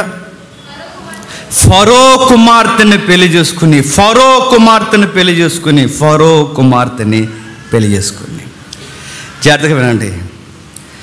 ఆ ద్వితీయోపదేశ కాండం నుండి చెప్పుకొస్తున్నాడండి. ఏమని చెప్పాడండి? వాళ్ళ ఆరాధనలు వేరు, వాళ్ళ దేవుడు వేరు, వాళ్ళ సంస్కృతి వేరు, వాళ్ళ ప్రజానికం వేరు, వాళ్ళ జోలికి పోకని చెప్పాడు. అసలు ఆ సంస్కృతిలో నువ్వు ఏలు పెట్టొద్దు, అడుగు పెట్టొద్దు, సహవాసం వద్దు. అసలు ఐగుప్తి అంటేనే లోకానికి గుర్తని ఎన్నిసార్లు చెప్పలేదని మోసే గ్రంథాల్లో. ఏ లోకానికి గుర్తుకున్న ఐగుప్తి దగ్గరికి వెళ్ళి ఆ ఫరో కుమార్తెను చేసుకున్నాడట. ఎలా పాడైపోతున్నాడు మీరు గమనించారా? వాక్యం చదవడం మానేశాడు. వాక్యాన్ని ఎప్పుడైతే చదవడం మానేశాడో ఎలా పెళ్లి చేసుకోవాలో తెలియడం మానేశాడు. నెక్స్ట్, వాక్యాన్ని ఎప్పుడైతే చదవడం మానేశాడో పెళ్ళి ఎలా చేసుకోవాలో మానేశాడు. నెక్స్ట్, ఆయన ఇంకా ఎలా చేశాడో చూడండి. ఆయన వద్దన్న పెళ్లి చేసుకుని తన జీవితాన్ని పాడు చేసుకున్నాడు. నాకు భయం వేసే మాట అని చెప్పనా, ఆ లోక సంబంధమైన ఆ ఫరో కూతుర్ని పెళ్లి చేసుకున్నాడు. ఆవిడొక్కరు వచ్చిందా? ఆవిడతో పాటు చాలామంది వచ్చారు. ఎందుకంటే రాణి గారికి సేవకురాళ్ళు ఉంటారు, ఉండరండి, వాళ్ళు వచ్చారు. ఒక మాట చెప్పాలంటే ఐగుప్తి యొక్క సంస్కృతి సగానికి సగం ఎవరింటికి వచ్చిందో తెలుసా? సొలొమోను ఇంటికి వచ్చిందండి. సొలొమోను పెళ్ళి, నేను మళ్ళీ చెప్తున్నాను, పెళ్ళిళ్ళకి దారితీస్తుంది. నేను చూసిన వాళ్ళు నేను చాలామంది చెప్తున్నాను, పెళ్ళి తర్వాత వాళ్ళ జీవితం వేరు, పెళ్ళికి ముందు వాళ్ళ జీవితం వేరు. నేను చూసిన వాళ్ళు చెప్తున్నాను. నేను కేవలం పెళ్లి తర్వాత ఈడు ఇలాగైపోయాడటని నేను చూసిన వాళ్ళు ఎంతమంది ఉన్నారు, ఎంతమంది. కేవలం పెళ్ళి సోగ్గాలు చెప్తారు. ఏమైనా తెలుసా, నేను మార్చేసుకుంటానండి. సొలొమోనే మార్చలేకపోయాడు అయ్యా. నేను మార్చేసుకుంటానండి, నేను దిద్దేసుకుంటానండి. ఏడు దిద్దేసి ఎక్కడ కొట్టినావు, అది చెక్కేయడానికి. నేను మార్చేసుకుంటాను, దిద్దే ఏం మార్చేసుకుంటావు? ఒక లోక సంబంధిని, ఈ లోకం కోసం బతికే ఒక వ్యక్తిని నీ జీవిత భాగస్వామిగా తేవద్దని దేవుడు సొలొమోనుకి చెప్పాడు. యెహోవా కొరకు పాట పడుతుందా మనిషి? ఐగుప్తి కూతురు యెహోవా కొరకు పాట పడుతుందా? ధర్మశాస్త్రం చదువుతుందా? ఏమన్నా చేస్తుందా? ఏమీ చేయదు. మరి ఎందుకు చేసుకున్నావు? వాక్యం చదవడం మానేస్తావు, రాజకీయ పొత్తుల కొరకు చేసేసుకున్నావు అంతే. కొంచెం చేసుకుంటే చేసుకున్నావు. ఈవిడొక్కరే ఉందా? కింది వచ్చి చెప్తున్నాడు, ఇంకా చాలామందిని చేసుకున్నాడట. ఆవిడుండగా ఈవిడెందుకు, ఈవిడుండగా ఆవిడెందుకు, ఎందుకు వీళ్ళందరూ అంటే ఇంకేం తెలియదు. చేసుకున్నాడు అలా, చేసుకున్నాడు అలా, చేసుకున్నాడు అలా. నేను ఒక మాట అడుగుతున్నాను, చెప్పండి. సొలొమోన్ని దేవుడు వచ్చి కొట్టాడండి? కొట్టలేదండి. సొలొమోన్ని దేవుడు వచ్చి తిట్టాడా? పనికిమాలినోడా, పనికిమాల పనులు చేస్తున్నావు అన్నాడా? అనలేదండి. బాగా వినండి, నాకు ఇది రాత్రి చాలా భయం వేసింది. సొలొమోన్ దగ్గరికి వచ్చి చంపుతా నేనేమనుకుంటున్నావు, ఎలాంటి పనులు చేస్తున్నావు అన్నాడా? ఏమనలేదండి. దేవుడు ఇలాంటి వ్యక్తులకి బైబిల్ చదివి ఒకరోజు బైబిల్ చదవడం మానేసే వారికి దేవుడిచ్చే అతిపెద్ద శిక్ష ఏంటో చెప్పనా? ఇంకేం అలా వదిలేస్తాడంతే. అలా దొల్లు, అందులో పడి దొల్లరాని ఇంకా అలా వదిలేస్తాడంతే. నువ్వు దొల్లి దొల్లి దొల్లి దొల్లి పొరలాడి పో, ఇంకా అలా వదిలేస్తాడంతే. దేవుడిచ్చే అతిపెద్ద శిక్షల్లో శిక్ష ఏంటో చెప్పనా? ఇంకేమంటే ఇంకా మనం కొద్దికి ఏమవుతుంది, అడిగి ఏమవుతూ ఆడనేమండు దేవుడు, ఆడనేమండు. కయ్యేను కానీ చంపలేదు, వదిలేశాడు. సౌలుని ఏమనలేదు, వదిలేశాడు. సౌలుకి సావు రాలేదండి. మీకు తెలుసా, చచ్చిపోదాం అనుకున్నాడు సౌలు. వరి నన్ను చంపనరా, ఆడు పొడి చేశాడంటే నేను చంపనన్నాడు. సావే రానుంది, సూసైడ్ చేసుకుని చచ్చిపోయాడు. ఇస్కరియోతు యూదా ఎలా చచ్చిపోయాడు చూడండి, వదిలేశాడు, సూసైడ్ చేసుకుని చచ్చిపోయాడు. మనం ఎలా చచ్చిపోతాం చెప్పండి? మళ్ళీ చెప్తున్నాను, దేవుణ్ణి మనం వదిలేస్తే, వాక్యం చదవడం మనం మానేస్తే, దేవుడు మనకి ఇచ్చే అతిపెద్ద పనిష్మెంట్ ఏంటి చెప్పిన? ఏమండండి, వదిలేస్తాడంతే. ఎప్పుడైతే వదిలేస్తామో మనల్ని ఎవరో పాడు చేయరండి, మనల్ని మనమే పొడుచుకుని చచ్చిపోతాం, డిస్టర్బెన్స్ అయిపోతాం, పిచ్చెక్కిపోతాం. రకరకాల పదవుల కొరకు, ఈ డబ్బుల కొరకు, ఈ వ్యామోహాలు మెయింటైన్ చేయలేక పాడైపోతాం. ఇంత పెద్ద జ్ఞాని, అయ్యో ఇంత పెద్ద జ్ఞాని ఎలా పాడయ్యాడంటే బైబిల్ మళ్ళీ సెలవిస్తుంది, ఆ పెద్ద మనిషి బైబిల్ చదవడం మానేశాడు. ఇంత జ్ఞానే బైబిల్ చదవడం మానేస్తే ఎంత పతనం అయిపోతే అడుగుతున్నాను, మళ్ళీ అడుగుతున్నాను. మన జ్ఞానులం కాదు. మనకు ఒక వాక్యం తెలిస్తే వాక్యం తెలియదు మనకి, ఒక పుస్తకం తెలిస్తే ఒక పుస్తకం తెలియదు మనకి, ఒక వివరణ తెలిస్తే ఒక వివరణ తెలియదు మనకి. ఏమీ తెలియదు మనమే అప్పుడప్పుడు బైబిల్ చదివితే ఏ ధీమాతో బతికేద్దాం అనుకుంటున్నాను. నేను చెప్తున్నాను, నేను వదిలేస్తాడు ఏమనుకుంటున్నావు, వదిలేస్తాడు. అలా వదిలేస్తాడు. ఎప్పుడైతే ఆయన వదిలేస్తాడో సొలొమోను గారు పాడైపోయాడండి. కయ్యేని వదిలేశాడు, సౌలును వదిలేశాడు, యోధాను వదిలేశాడు. మీరు బైబిల్ చదవండి, ఆయనకి నచ్చని వాళ్ళని ఇంకేమండు, అలా వదిలేస్తాడు అంతే. మనం అనుకుంటాం వీడికి దేవుడు ఏం శిక్ష విధించలే అంటే, ఏం విధించడం, వదిలేసాడండి. అలా పొర్లుతాడు. సావు కూడా రాదండి, త్వరగానే సావు కూడా రాదు. అలా దొలుతాడు, ఎలా దొలుతాడు, అలా దొలుతాడు, ఎలా దొలుతాడు, అలా దొలుతాడు. చివరికి ఘోరంగా ముగిసిపోతాడు. బరువు ఎక్కువైపోయే ఒక మాటను చూడండి. ఓషియా గ్రంథం 4వ అధ్యాయం, ఓషియా గ్రంథం 4వ అధ్యాయం 17వ వచనం చూడండి. ఓషియా గ్రంథం 4వ అధ్యాయం 17వ వచనం. ఓషియా గ్రంథం 4వ అధ్యాయం 17వ వచనం. ఎఫ్రాయిము విగ్రహములతో కలుసుకొనెను, వారిని అలాగే ఉండనిమ్ము. వారికి ద్రాక్షరసము సేదాయను, వల్లు తెలియని వారు, మానక వ్యభిచారము చేయువారు, వారి అధికారులు సిగ్గుమాలిన వారు. ఎఫ్రాయిం అంటే ఇశ్రాయేలీలు, దేవుని కుమారుడు.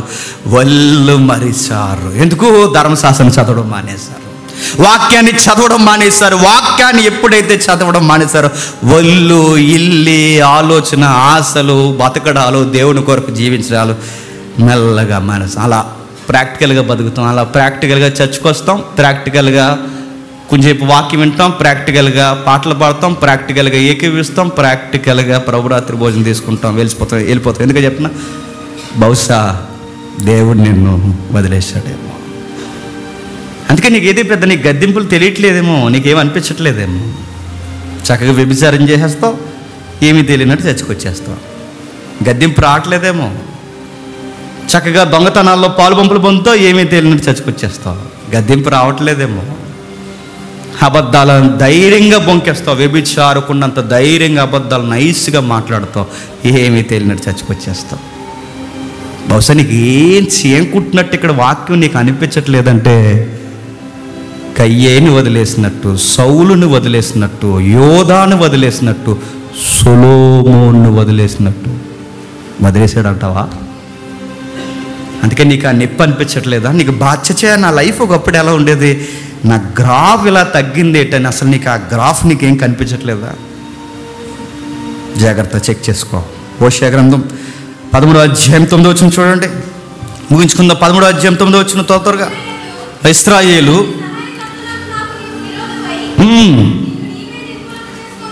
నిన్ను నీవే నిర్మూలన, నేను పెద్ద పనిష్మెంట్లు ఇవ్వాల్సిన అవసరం లేదు ఇశ్రాయేలు, నీకు నేనే వచ్చి నిన్ను కొట్టాల్సిన అవసరం లేదు ఇశ్రాయేలు, నిన్ను నువ్వే నిర్మూలన చేసుకుంటా. నేను మళ్ళీ చెప్తున్నాను, దేవుడు వదిలేస్తే మనల్ని మనమే చెప్పండి నిర్మూలన చేసుకుంటాం. నీకు చెప్పాను, వాళ్ళతో వద్దు, వాళ్ళతో వద్దు, వాళ్ళతో వద్దు, వాళ్ళ జోలికి పోవద్దు, వాళ్ళ వివాహాలు వేరు, వాళ్ళ సంస్కృతి వేరు, వాళ్ళ పద్ధతులు వేరు, వాళ్ళంతా వేరని నీకు ఎన్నిసార్లు చెప్పండి. చెప్పినప్పుడు నీకు అప్పుడప్పుడు నేను గుర్తురానేమో అనేసి నీకు బైబిలే దగ్గర పెట్టి చదువుకోమని చెప్పాను. వెళ్ళలేదు, నువ్వు పాడైపోయావు. దేవుడు మనల్ని కూడా తిడుతున్నాడు. ఎప్పుడు గుర్తుపెట్టుకోండి, చర్చ్కి వచ్చినప్పుడు దేవుడు మనల్ని తిట్టాలండి, అది కోరుకోండి, తిట్టాలండి. మనల్ని తిట్టాలి, మనల్ని గద్దించాలి, మనల్ని నిలదీసి ఆయన ఇలా అడగాలి, ఏం చేస్తున్నారని. వాక్యముతో కడగాలి, వాక్యముతో చంపుతానని చెప్పాలి. ఆయన స్వరం నీకు ప్రతి వారం నేరుగా వచ్చి నీతో మాట్లాడాలి. గుర్తుపెట్టుకో, ఆయన గద్దించాలి, ఆయన తిట్టాలి. ఈ వాక్యాలు ఇదిగో ఇక్కడ ప్రసంగికుడు మాట్లాడుతున్నప్పుడు నిన్ను రోజుకి గద్దించి నిన్ను రోజుకి తిట్టాలి దేవుడు, నన్ను తిట్టాలి దేవుడు. గుర్తుపెట్టుకోండి, అది కోరుకోండి. ఒకరోజు నేను మళ్ళీ చెప్తున్నాను, ఒక రోజు వస్తుంది ఆయన గద్దింపుని వినలేదు, ఒక రోజు వస్తుంది ఆయన స్వరాన్ని నువ్వు పట్టించుకోలేదు, ఒక దినం వస్తుంది. ఈ మాట మీరు ఎప్పుడు మీ జీవితంలో జరగకూడదని నేను కోరుకుంటున్నాను. ఒక దినం వస్తుంది, ఆ దినం యెహోవాను ఎంత ఎతికినాను నీకు కనబడ్డో దొరకడు. గుర్తుపెట్టుకో, ఆయన గద్దింపులు నీకు రావు. గుర్తుపెట్టుకో, ఆయన గద్దింపులు నీకు ఇంకెప్పుడు దొరకవు. ఆయన గద్దించినప్పుడు విను, ఆయన గద్దించినప్పుడు నిలబడు, ఆయన స్వరం వినబడుతున్నప్పుడు గౌరవించు. గద్దించినప్పుడు గద్దించినోడినే తిట్టుకుంటున్నావా? గద్దించినప్పుడు స్పీకర్కే పేర్లు పెడుతున్నావా? గద్దించినప్పుడు నన్ను కాదులే అని ఏదన్నా సమర్థింపులు నీ హృదయం నీకు చెబుతుందా? నేను మళ్ళీ చెప్తున్నాను, ఒక దినం వస్తుంది, ఆ రోజు ఆయన స్వరం విందాం అనుకుంటావు, నీకు వినబడుతుంది. ఒకరోజు దినం వస్తుంది, ఆయన ఎంత ఎతికినాను నీ దేవుడు నీకు ప్రత్యక్షము కాడు. ఆ రోజులు ఎవరికి రాకూడదండి, ఆ రోజులు ఎవరికి రాకూడదు. సామెతల గ్రంథం చూడండి, సామెతల గ్రంథం 1వ అధ్యాయం ఎంత బాగా రాశాడు చూడండి. సొలొమోను గారు ఆయన బాగున్నప్పుడు ఎంత బాగా రాశాడు చూడండి. సామెతల గ్రంథం 1వ అధ్యాయం 22వ వచనం చూడండి. సామెతల గ్రంథం 1వ అధ్యాయం 22వ వచనం నుండి, జ్ఞానము లేని వారులారా మీరెన్నాళ్ళు జ్ఞానము లేని వారుగా ఉందురు, అపహాసకులారా మీరెన్నాళ్ళు అపహాసము చేస్తూ ఆనందించెదరు, బుద్ధిహీనులారా మీరెన్నాళ్ళు జ్ఞానము అసహించుకొందురు. నా గద్దింపు విని తిరుగుడి, ఆలకించుడి, నా ఆత్మ మీ మీద కుమ్మరించదును, నా ఉపదేశం మీకు తెలియజేసేదను. నేను పిలవగా మీరు వినకపోతిరి, నా చెయ్యి చాపగా ఎవరినూ లక్ష్య పెట్టకపోతిరి, నేను చెప్పిన బోధ ఏమీ మీరు వినక త్రోసివేసిరి, నేను గద్దింపగా లోబడకపోతిరి. కాబట్టి మీ అపాయము మీకు కలిగినప్పుడు నేను నవ్వెదను, మీకు భయం వచ్చినప్పుడు నేను అపహాసం చేస్తున్నాను. నేను మళ్ళీ అడుగుతున్నానండి, మన వాడు ఎటకారం చేసినా, వీడు ఎటకారం చేసినా, వాడు ఎటకారం చేసినా, వీడు మన మీద ఫేస్బుక్లో యూట్యూబ్లో ఎన్ని నెగిటివ్ కామెంట్లు పెట్టినా పర్లేదు, కానీ మన ఎదుటోడు ఎవడ చూసి మనం నవ్వునా పర్లేదు, కానీ ఒకరోజు రాకూడదండి, దేవుడే మనం చూసి నవ్వాడో ఇంతకన్నా ఘోరమైనది ఇంకేది లేదండి. ఆ రోజు రాకూడదు. మళ్ళీ చెప్తాను, ఒక దేవుని దైవజనుడిగా, మీ కుమారుడిగా, మీ సహోదరుడిగా, ఒక అన్నగా, తమ్ముడుగా, మీ బిడ్డగా నేను చెప్తున్నాను, దేవుడు ఎప్పుడు మనం చూసి నవ్వకూడదండి. నీకు అలాగే జరగాలరా అనుకోకూడదండి. ఆయన ప్రేమించిన కుమారుణ్ణి గద్దిస్తాడు. ఆయన ప్రేమించిన కుమారుణ్ణి ఆయన రోజు రోజుకి రే జాగ్రత్తరా అని చెప్తాడు. ఆ చెప్పినప్పుడు మారు. నేను ఇష్టపడి చెప్తున్నాను, ఈ ప్రసంగం ద్వారా చెప్తున్నాను, ఈ వాక్యం ద్వారా చెప్తున్నాను, ఇదిగో ఈ పాట ద్వారా కూడా చెప్తున్నాను, నీ స్నేహితుల ద్వారా చెప్తున్నాను, ఆత్మీయుల ద్వారా చెప్తున్నాను, మారు. నువ్వు మారలేదో నేను మళ్ళీ చెప్తున్నాను, పతనం అయిపోతావు. మనం ప్రేమించినప్పుడు ఆయన పక్క నుండి బాధపడతాడండి. పనిష్మెంట్ ఇస్తూనే ఇక్కడికి ఇలా జరుగుతుందని బాధపడతాడు. త్వరగా బయటికి తీసుకురావడానికి ప్రయత్నం చేస్తాడు. అలా కాకుండా ఇలా రివర్స్ జరగకూడదండి. మనం బాధపడుతున్నప్పుడు ఇక్కడ నిలబడి ఆయనే నవ్వాడు అనుకోండి, ఏమైపోతామండి. సొలొమోను పరిస్థితి అలానే ఉన్నది అన్నట్టు అనిపిస్తుంది. భయం మీ మీదకు తుఫాను వలె వచ్చినప్పుడు, సుడిగాలి వచ్చినట్లు మీకు అపాయము కలిగినప్పుడు, మీ కష్టము దుఃఖము ప్రాప్తించినప్పుడు నేను కామెడీ చేస్తాను మీ లైఫ్ని. ఏమనుకుంటున్నారు? వాక్యం వినబడుతున్నప్పుడు గద్దింపులు మీకు దీవెనలు కాదనుకుంటున్నారా అని అడుగుతున్నాడు ఆయన. అప్పుడు వారు నన్ను గూర్చి మొరపెట్టుదురు కానీ నేను ప్రత్యుత్తరం ఏమి ఇయ్యకుందును. నన్ను శ్రద్ధగా ఎతుకుదురు కానీ వారికి నేను కనబడకుందును. జ్ఞానము వారికి అసహ్యమైన గనుక వారు నాకు అసహ్యమైపోయాను. యెహోవా యందలి భయభక్తులు కలిగి ఉండుట వారికి ఇష్టము లేకపోయాను. నా ఆలోచన విననొల్లకపోయిరి, నా గద్దింపులు వారు కేవలం తృణీకరించిరి. కాబట్టి వారు తమ ప్రవర్తనకు తగిన ఫలము అనుభవించెదరు. తమకు వెక్కసమగు వరకు తమ ఆలోచనలను అనుసరించెదరు. జ్ఞానము లేని వారు దేవుని విసర్జించి నాశనమగుదురు. బుద్ధిహీనులు క్షేమం కలగదని మైమరిసి నిర్మూలమగుదురు. ఎక్కసమయ్యేంత వరకు ఆ లైఫ్ బాగుందనుకుంటారట. ఆ రోజు ఎదుగుతారు, ఆ రోజు నన్ను అడుగుతారు, ఆ రోజు ప్రార్థన చేస్తారు. ఆ రోజు నేను వీళ్ళకి కనబడను, ఆ రోజు కనబడిన ఏమో చెప్తున్నాను. కానీ ఎన్నిసార్లు బతిమలాడాను, ఎన్ని ప్రసంగాలు చెప్పాను, ఎన్ని పాటల ద్వారా మాట్లాడాను, ఎన్ని వాక్య పఠనాల ద్వారా మాట్లాడాను. వాక్యం చదవరా అని ఎన్నిసార్లు చెప్పాను. ఈ బైబిల్ రాయించడానికి చాలామంది రక్తం కార్చేలా అనుమతిచ్చాను.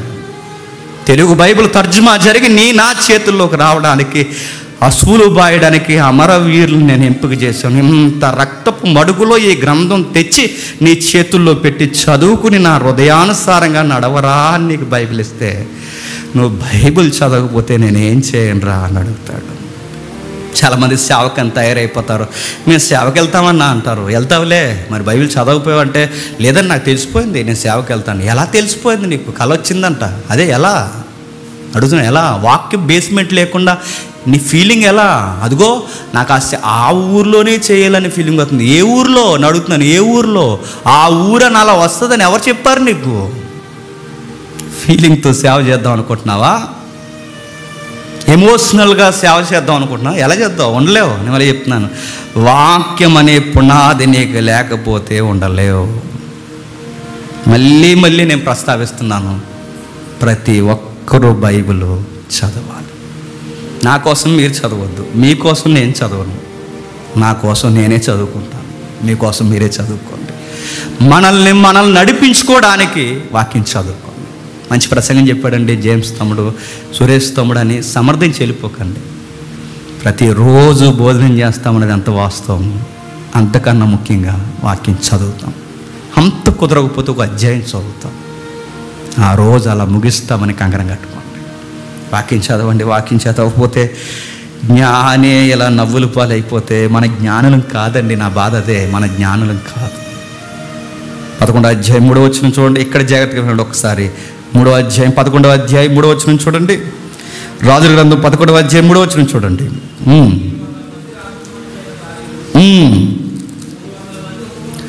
300 మంది ఉపపత్తులు కలిగి ఉండరి.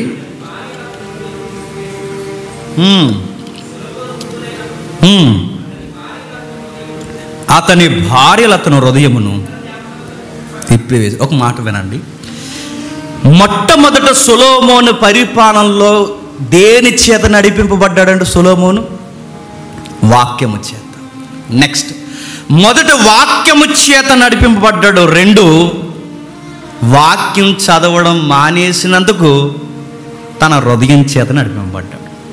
3, భయం వేస్తుందండి, ఎవరో భక్తిహీనుల చేత నడిపింపబడుతున్నాడు. ఇప్పుడు అర్థమవుతుందా? ముందు వాక్యము చేత నడిపింపబడ్డాడు, తర్వాత హృదయం చేత నడిపింపబడ్డాడు. ఇప్పుడు ఒక అన్య స్త్రీలు ఈయన నడిపించడం ఏంటండి? వాక్యం చదవకపోతే ప్రతి ఒక్కడు మనకు సలహాలు ఇచ్చేవాళ్ళు అవుతారు, గుర్తుపెట్టుకోండి. ప్రతి ఒక్కడు మనం గైడ్ చేస్తాడు, ప్రతి ఒక్కడు మనం నడిపిస్తాడు. నీకు అవి చాలా రమ్యమైన ఆలోచనలు కనిపిస్తాయి. ఎందుకంటే ఇంత ఐడియా నీకు ఎలా వచ్చిందంటే, వంద ఐడియా ఏంటండి, నేను పాడు చేసే ఐడియా ఎత్తున్నాడు వాడిని. అది ఐడియా ఏంటి? నీకు వాక్యం చదవట్లేదా? ముందు వాక్యము చదవక హృదయం చేత నడిపింపబడ్డావు. ఇప్పుడు హృదయం పోయింది, ఇప్పుడు ఏకంగా వేరొక వ్యక్తులు వచ్చి నడిపిస్తున్నారండి సొలొమోన్. దీన్ని ఏమంటారు చెప్పిన? అడిక్షన్ అంటారు. దీన్ని వ్యసనం అయిపోయింది. వ్యసనం. వ్యక్తులు వచ్చి సలహాలు ఇవ్వడం, వ్యక్తులు వచ్చి మోటివేషన్ చేయడం, వ్యక్తులను చూసి మురిసిపోవడం, వ్యక్తులు చూసి అబ్బా నా చుట్టూ ఎంతమంది ఉన్నారని మురిసిపోవడం, 1000 మంది ఉన్నారని చెప్పుకోవడం. ఎలాగైపోయాడండి జ్ఞాని? స్త్రీ కోసం ఇంత బాగా మాట్లాడినాడు, జ్ఞానం కోసం ఇంత బాగా మాట్లాడినాడు, సంపద కొరకు ఇంత బాగా మాట్లాడినాడు, సూర్యునికి ఎంత వ్యర్థమనే ఇంత బాగా మాట్లాడినాడు. సడన్గా ఎందుకు ఇంత నేరో మైండ్స్కి ఎలా వచ్చేసాడు? వాక్యం చదవకపోతే మైండ్ ఎంత అయిపోతుంది, గుర్తుపెట్టుకోండి. Narrow mind. ఇది కూడా ఎలా చేశాడండి? ఎన్ని పుస్తకాలు చదివిన ఆయన అంటే అసలు పుస్తకం చదవడం మానేశాడు, అందుకే అలాగైపోయాడు. ఈ మధ్యట ప్రసంగాలు బాగా చేయాలంటే ఏం చేయాలండి అని ఎవడో అడిగాడట ఎవరినో. అప్పుడు ఈయనేం చెప్పాలండి? వాక్యం ప్రార్థనాపూర్వకంగా బాగా చదువుకుని పరిశుద్ధాత్మ నేను చదువుకున్న దాన్ని నా జ్ఞాపకాల్లోకితే నేను నీ ప్రజలతో మాట్లాడతాను అని చెప్పాలి కదండి. అలా చెప్పలేదంట. వాక్యం బాగా చెప్పాలి అంటే సైకలాజికల్ క్లాసులు నేర్చుకోవాలరా అన్నాడంట. పర్సనాలిటీ డెవలప్మెంట్ క్లాసులు చెప్పాలరా. నేను అడుగు ఎలాగైపోయారేట్రా? సైకాలజీ క్లాసులు ఏంటి, పర్సనాలిటీ డెవలప్మెంట్, ఈ క్లాసులు నేర్చుకోవడం ఏంటి? నాకు చాలా వింతగా అనిపిస్తుంది. ఇవేంటి?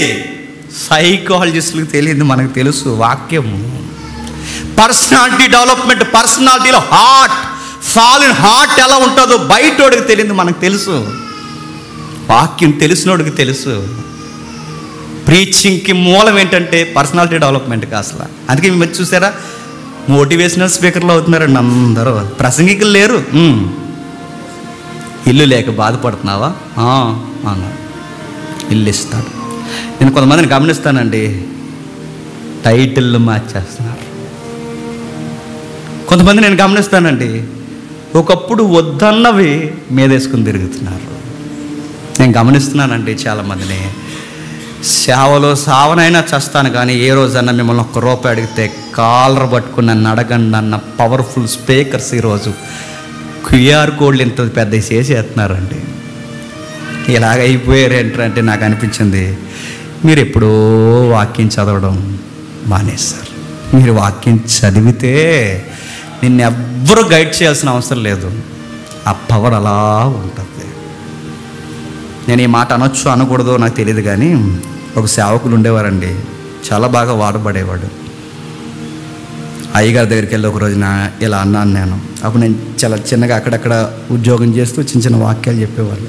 అప్పుడు ఆయన దగ్గరికి వెళ్ళి, నేను ఎలక్షన్ డ్యూటీకి వెళ్ళినా, ఎక్కడికి వెళ్ళినా, ఏ ఊరు వెళ్ళినా, ఎక్కడ చూసినా అన్ని ఫ్లెక్స్ లేని ఊర్లు ఇస్తారన్నాను నేను. ప్రతి దిక్కన మీ మీటింగ్ జరుగుతున్నాను. దేవుడు ఎంత బాగా మిమ్మల్ని వాడుకుంటున్నాడు అన్న. ఏమనుకున్నావు అన్నాడు. ఇప్పుడు చూశాను, ఒక్క మీటింగ్ లేదండి ఆయనకి. ఇప్పుడు చూస్తున్నాను, సేవే లేదండి. ఇప్పుడు చూస్తున్నాను, స్వస్థతల మీద ఫైట్ చేసిన వాడు ఇప్పుడు స్వస్థతలు జరుగుతాయి అంటున్నాడు. నాకు ఆశ్చర్యం వేస్తుందండి. ఆశీర్వాదాలను గద్దించిన వాడు ఇప్పుడు ఆశీర్వాదం లేకుండానే టైటిల్ వేయట్లేదు. ప్రాస్పరిటీ గాస్పల్ని దులుమాడేసినాడు, ఇప్పుడు ప్రాస్పరిటీ చెప్పడం స్టార్ట్ చేశాడు. అయ్యో ఎందుకు ఇలాగ అయిపోయాడంటే జ్ఞానులు బైబిల్ చదవడం మానేశారు.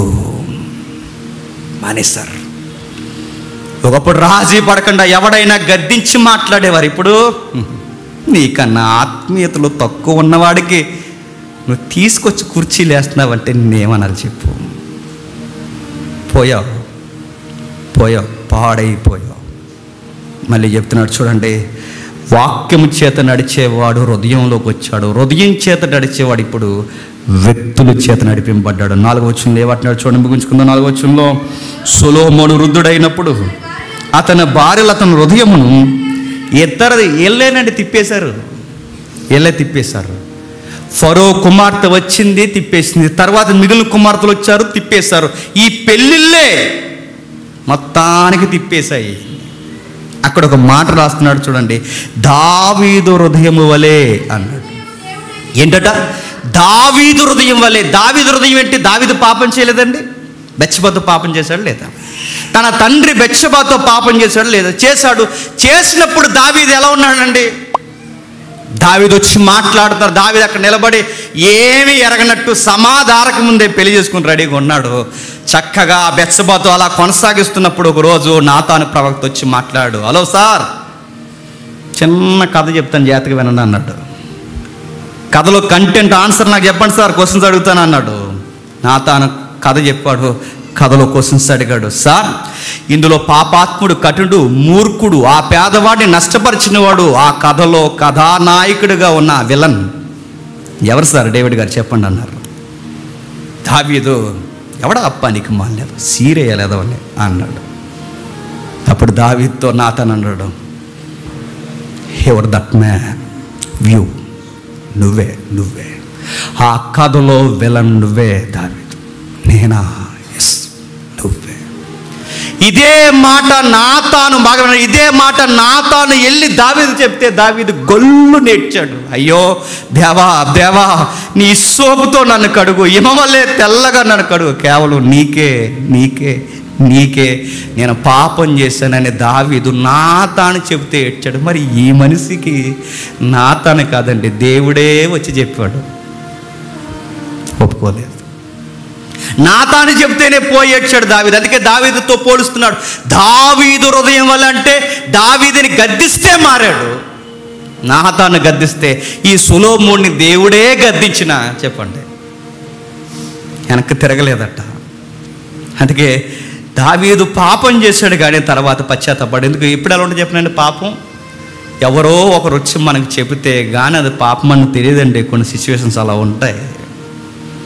నాతాను వచ్చి చెప్పాడు, చెప్పేంత వరకు నన్ను చేసింది రైట్ అనుకుంటున్నాడు. దావీదు గారు ఏడ్చాడు, అయ్యో దేవా నన్ను క్షమించు. అదంతా విన్న తర్వాత నాతాను వైపు చూసి, ఎవడరా నువ్వు నాకు చెప్పేది అన్నాడా? నాతాను, ప్రైజ్ ది లార్డ్, నేను నా దేవునితో పెనుగులాడాలి, నేను పోతున్నానని పోయి బట్టలు చింపుకొని పరుపులు తేలిపోయేలా, పరుపులు తడిచిపోయేలా గల్లు నేర్చి నేను నీకే విరోధంగా పాపం చేశాను. నెక్స్ట్ ఐదో వచనం చూడండి. 5వ వచనం ఏమంటున్నాడు చూడండి. సొలొమోను అష్టారోతను సిదోనీయుల దేవతలకు, హమోరీల ఏయమైన దేవతలను అనుసరించి నడిచెను. ఈ ప్రకారము సొలొమోను యెహోవా దృష్టికి చెడు నడిచి తన తండ్రి అయిన దావీదు అనుసరించినట్లు యథార్థ హృదయంతో యెహోవాను అనుసరింపలేదు. సొలొమోను కేమోస్ అని మోయాబీల హేయమైన దేవతలకు, మెలెకను అమోనీల హేయమైన దేవతలకు యెరూషలేము ఎదుటనున్న కొండల మీద బలిపీఠము కట్టించును. సాత్తగలే మాట్లాడి చెప్పిన, చిత్రమైన మాట్లాడి చెప్పిన ఆ మాట మీరు గమనించండి. ఒకప్పుడు యెహోవాకి మందిరాన్ని కట్టిన ఈ మనిషే ఇప్పుడు మోయాబీ దేవతలకి బలిపీఠం కడుతున్నాడు. ఇలా అయిపోయేటండి. ఒకప్పుడు సొలొమోను దేవునికి మందిరాన్ని కట్టి ప్రతిష్ఠించిన ఈ సొలొమోనే ఇప్పుడు దేవతలకి ప్రతిష్ఠించడానికి బలిపీఠాలు కడుతున్నాడు. ఇలాగైపోయేటండి. ఎంత బాగా మళ్ళీ అడుగుతున్నాడు. బైబిల్లో అద్భుతమైన ప్రార్థన చేసిన భక్తుల జాబితాలో మొట్టమొదటి వరుసలో నిలబడేది ఎవరు చెప్పండి? సొలొమోను. దేవునికి ఇష్టమైన ప్రార్థన చేశాడు. కానీ విషయం చూడండి, దేవునికి ఇష్టమైన ప్రార్థన చేసిన ఇలాంటి సొలొమోను ఇప్పుడు దేవతల దగ్గరికి వెళ్ళి ప్రార్థన చేస్తున్నాడంట. మందిరాన్ని కొట్టినోడు ఇప్పుడు బలిపీఠం కడుతున్నాడు. దేవుని నివాస స్థలాన్ని ప్రతిష్ఠించిన వాడు ఇప్పుడు అన్య దేవతల యొక్క బలిపీఠాన్ని ప్రతిష్ఠిస్తున్నాడు.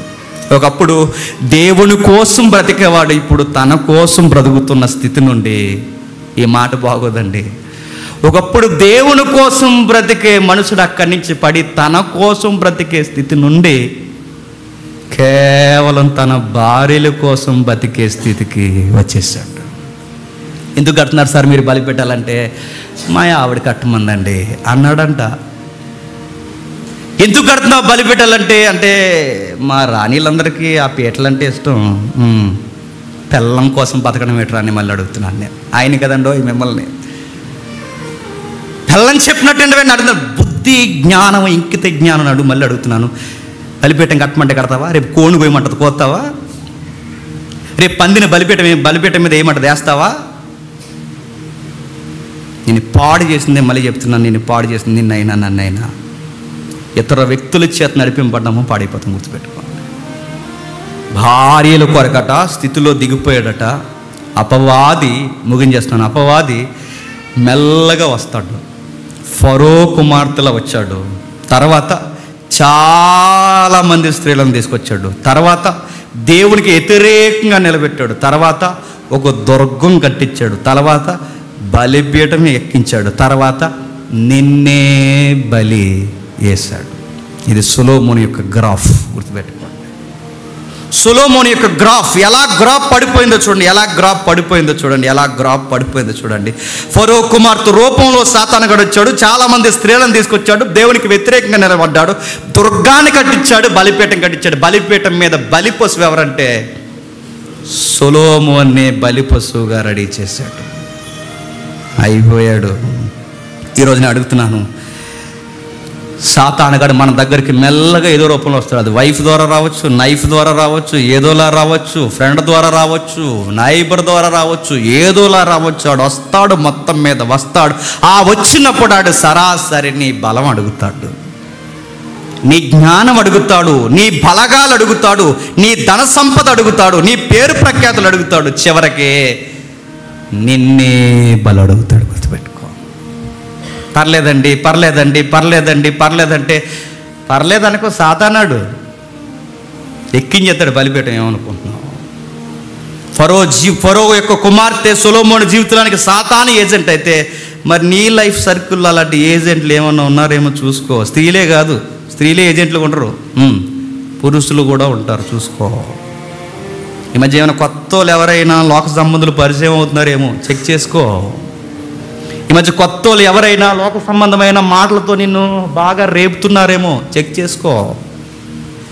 అలాగే వస్తాడు మెల్లగా. మొదటి ఫరో కుమార్తె వస్తుంది, తర్వాత చాలామంది కుమార్తెలు వస్తారు, తర్వాత నీతో దుర్గం కట్టిస్తాడు. సొలొమోను గారికి అదే జరిగింది. దేవుడు అయితే ఎప్పుడైతే చెప్పాడో వినలేదు, అన్నీ తెలిసే చేశాడు. 11వ వచనంలో చూడండి. 11వ వచనంలో నేను సెలవిచ్చినదే మనగా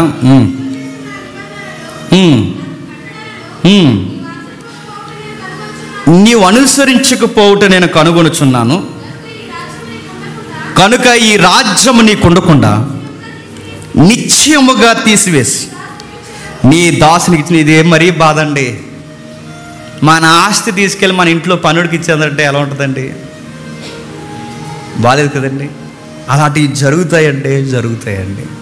పనులు యజమానులు అయిపోవడం ఏంటండి? అయిపోతారండి. నేను మళ్ళీ చెప్తున్నాను, ఇలాంటి వాళ్ళని నేను చూశానండి. చెప్పకూడదు, లైవ్ వెళ్తుంది. పిఠాపురం మహారాణి అని ఒక ఆవిడ ఉంటుందండి. ఆవిడ హిస్టరీ బీబీసీలో ఇచ్చాడు, ఒకసారి చూడండి. పెళ్ళయి పిల్లలుండి తర్వాత ఏదో జరిగి తర్వాత మైసూరు సంబంధించిన వాళ్ళ అబ్బాయిని ఎవరినో చేసుకుని, మనం చూసాను నేను బీబీసీలో, చేసుకుని తర్వాత ఆయన దగ్గరికి వెళితే తర్వాత ఆయన ఏదో అన్నందుకు మళ్ళీ కోపం ఇస్తే ఈ లగ్జరీ లైఫ్లో ఈవిడ ఊరు వాడంతా లండన్ గిండన్ ఆ రోజుల్లోనే ₹1,00,00,000 పెట్టి ఆ రోజుల్లోనే USA వరకు వెళ్ళొచ్చి అన్నీ తిరిగా గొడవలు పెట్టుకుని విడిపోయి చివరికి ఒంటరిగా చచ్చిపోయింది. ఎందుకు ఇలా మేడం ఇలా అయిపోయిందంటే అందులో కంటెంట్ ఏంటి చెప్తున్నా? ఉన్న కాపురాన్ని పాడు చేసుకుంది. ఎలా పాడవుతారంటే నేను మళ్ళీ అడుగుతున్నాను, ఉన్న స్థితిని మనం గమనించకపోతే చెప్పండి పాడైపోతాం. ఒకవేళ దేవుళ్ళలోకి రాకముందు ఏమైనా మిస్టేక్స్ జరిగాయా? గతం గతహ గుర్తుపెట్టుకో. ఇప్పుడు వచ్చావు, ఇంకా తైతెక్కలేసాలి. ఇంకా అలాగే స్టాండర్డ్గా ఉంటావు, కొనసాగు. కష్టం వచ్చినా, కన్నీరు వచ్చినా, ఇబ్బంది వచ్చినా, సమస్య వచ్చినా వాక్యం చదువుకుంటూ ఎప్పటికప్పుడు నేను చెక్ చేసుకుంటూ ప్రతి విషయంలో జాగ్రత్తగా ఉంటాను. దేవుడు ఇష్టపడతాడు. దేవుడు ఏమన్నాడు తెలుసా? నువ్వు ఇలాగ ఉండలేదు అనుకో, నీ ఆస్తిని పట్టుకెళ్ళి ఎవరికి ఇచ్చేస్తాను. ఆ పిఠాపురం మహారాణి గారి ఆస్తులు ఈరోజు ఎవరెవరి చేతుల్లోనూ ఉన్నాయని వినికిడి. ఒకవేళ ఇది తప్పు అయితే, మళ్ళీ చెప్తాను, ఇది తప్పు అయితే ఇది తప్పు అండి, మీరు చెప్పిన సొలొమోను గురించిన వివరణ తప్పు అయితే ఈ తప్పు అని చెప్పేవాళ్ళు ఎవరైనా ఉంటే నేను అడుగుతున్నాను, రైట్ ఏంటో నాకు చెప్పండి. సొలొమోను ఎలా పాడయ్యాడు? కేవలం ఆయన వాక్యం చదవకే పాడైపోయాడు. ముగించేస్తున్నాను. బైబిల్ పండితులు ఏమన్నారో తెలుసా? సొలొమోను వాక్యం చదివి భక్తిగా ఉన్నప్పుడట సొలొమోను క్రైస్ట్కి ముంగుర్తుగా క్రైస్ట్లా ఉన్నాడట. 10,000 మంది పురుషులలో చెప్పండి అతి సుందరుడన్న ఆ పొయిటిక్ లాంగ్వేజ్లో ఆ సుందరుడు ఎవరండి? సొలొమోనే. ఆయన సింబాలిక్గా ఎవరు కొన్నాడండి? ప్రభు అయిన యేసుక్రీస్తు వారికి. అర్థమవుతుందా? అంటే ఆయన బాగున్నప్పుడు ఆయన యేసుక్రీస్తు గుర్తుకున్నాడు. ఆయన పాడైపోయాక పండితులు ఏమన్నారు తెలుసా? అదే సొలొమోను యాంటీ క్రైస్ట్కి గుర్తుగా ఉన్నాడు అన్నాడు. క్రీస్తు విరోధి అన్నాడు. ఎప్పుడైతే ఆయన క్రీస్తుకి ముంగుర్తుకున్నాడు, ఇప్పుడు అదే ముంగుకు గుర్తుకున్న ఆయన ఇప్పుడు క్రీస్తుకి విరోధి అయిపోయాడు. ముగించేస్తున్నాను. ఒకవేళ దేవుడు ఈరోజు నీతో నిజముగా నీతో మాట్లాడితే, ఈరోజు దేవుడు నీతో నిన్ను గద్దిస్తే, దేవుడు నీతో మాట్లాడడం స్టార్ట్ చేస్తే, పశ్చాత్తాపడే మనసు ఇప్పుడే నీకు స్టార్ట్ అయితే ఇంకెవ్వరికి పేర్లు పెట్టుకో, నువ్వే దేవునికి అప్పగించుకో. దేవా, నువ్వు నన్ను పిలుస్తున్నావు, నన్ను గద్దిస్తున్నావు, నాతో నేరుగా మాట్లాడుతున్నావు, నా నిర్లక్ష్యపు భక్తిని నన్ను అడుగుతున్నావు అని నీకు అర్థమైతే ఒప్పుకో. దావీదు చచ్చిపోయే ముందండి, ముగించేస్తాను. దావీదు చనిపోయే ముందు, కుమారుడా ఇలా రా, నీకు మాట చెప్పాలి, అనుమతితో చెప్తున్నాను రా. మనం బాగుండాలన్నా, మన పిల్లలు బాగుండాలన్నా, ఈ మాట ఎప్పుడు గుర్తుపెట్టుకోరా సొలొమోను. దావీదు కొడుకు చెప్తున్నాడు, నువ్వు దేవునితో ఎంత బాగుంటే నువ్వు నీ పిల్లలు అంత బాగుంటారా. నువ్వు దేవుని ఆజ్ఞను ఎంత బాగా పాటిస్తే నీ రాజ్యం అంత బాగుంటుందిరా. నువ్వు దేవుని ఆజ్ఞ, వాక్యాన్ని, ధర్మశాస్త్రాన్ని, ఆయన హృదయాన్ని పక్కన పెట్టావో నువ్వు బాగోవు, నీ పిల్లలు బాగోరు. నాయన, నా రోజులు అయిపోయి నేను వెళ్ళిపోతున్నాను, అనుభూతితో చెప్తున్నాను, జాగ్రత్త. నువ్వు ఆయన విడిచావో నీ కింద చిన్న చిన్నోలే నీకు వ్యతిరేకమైపోతారా అని చెప్పాడు. ఎక్కడ చెప్పాడు ఒకసారి చూడండి. మొదటి రాజుల గ్రంథం 3వ అధ్యాయం, మొదటి రాజుల గ్రంథం 3వ అధ్యాయం, మొదటి రాజుల గ్రంథం 3వ అధ్యాయం మొదటి వచనం నుంచి చూడండి.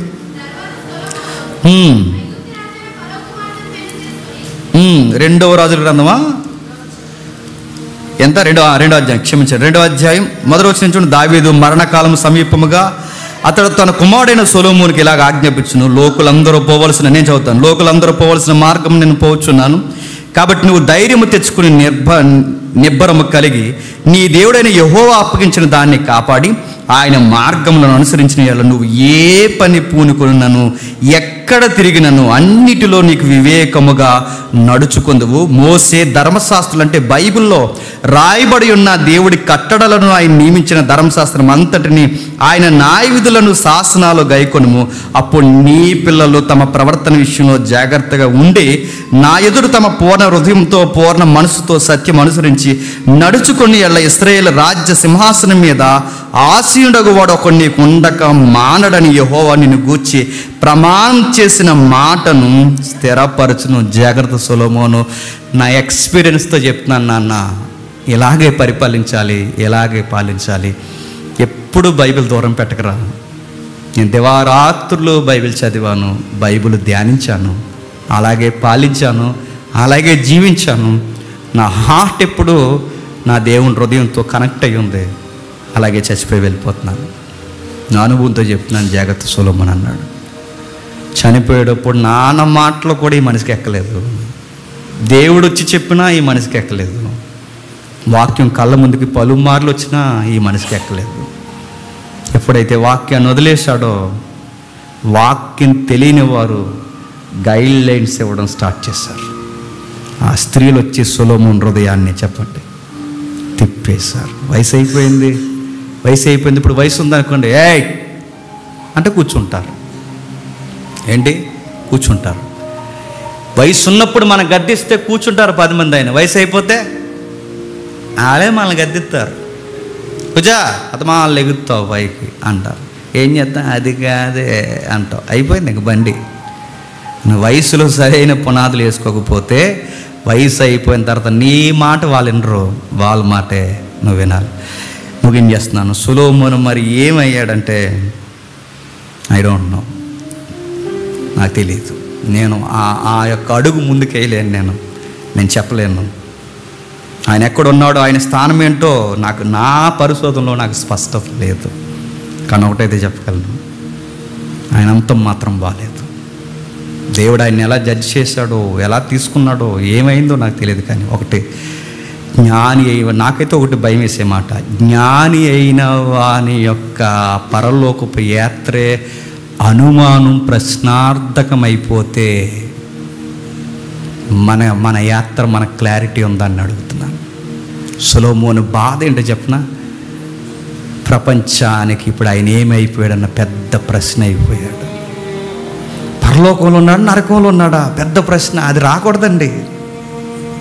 ఈ మనిషి దేవుని కోసం బతికి దేవుని కోసం చచ్చిపోయాడు, ఖచ్చితంగా నిశ్చత్వంలో ఉంటాడండి అని చెప్పుకోవాలండి.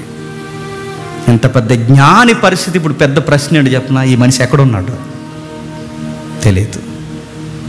ఒక్క వాక్యం చదవకపోతే ఇలా అయిపోతారంటే అయిపోతారు. మళ్ళీ చెప్తాను, అయిపోతారు.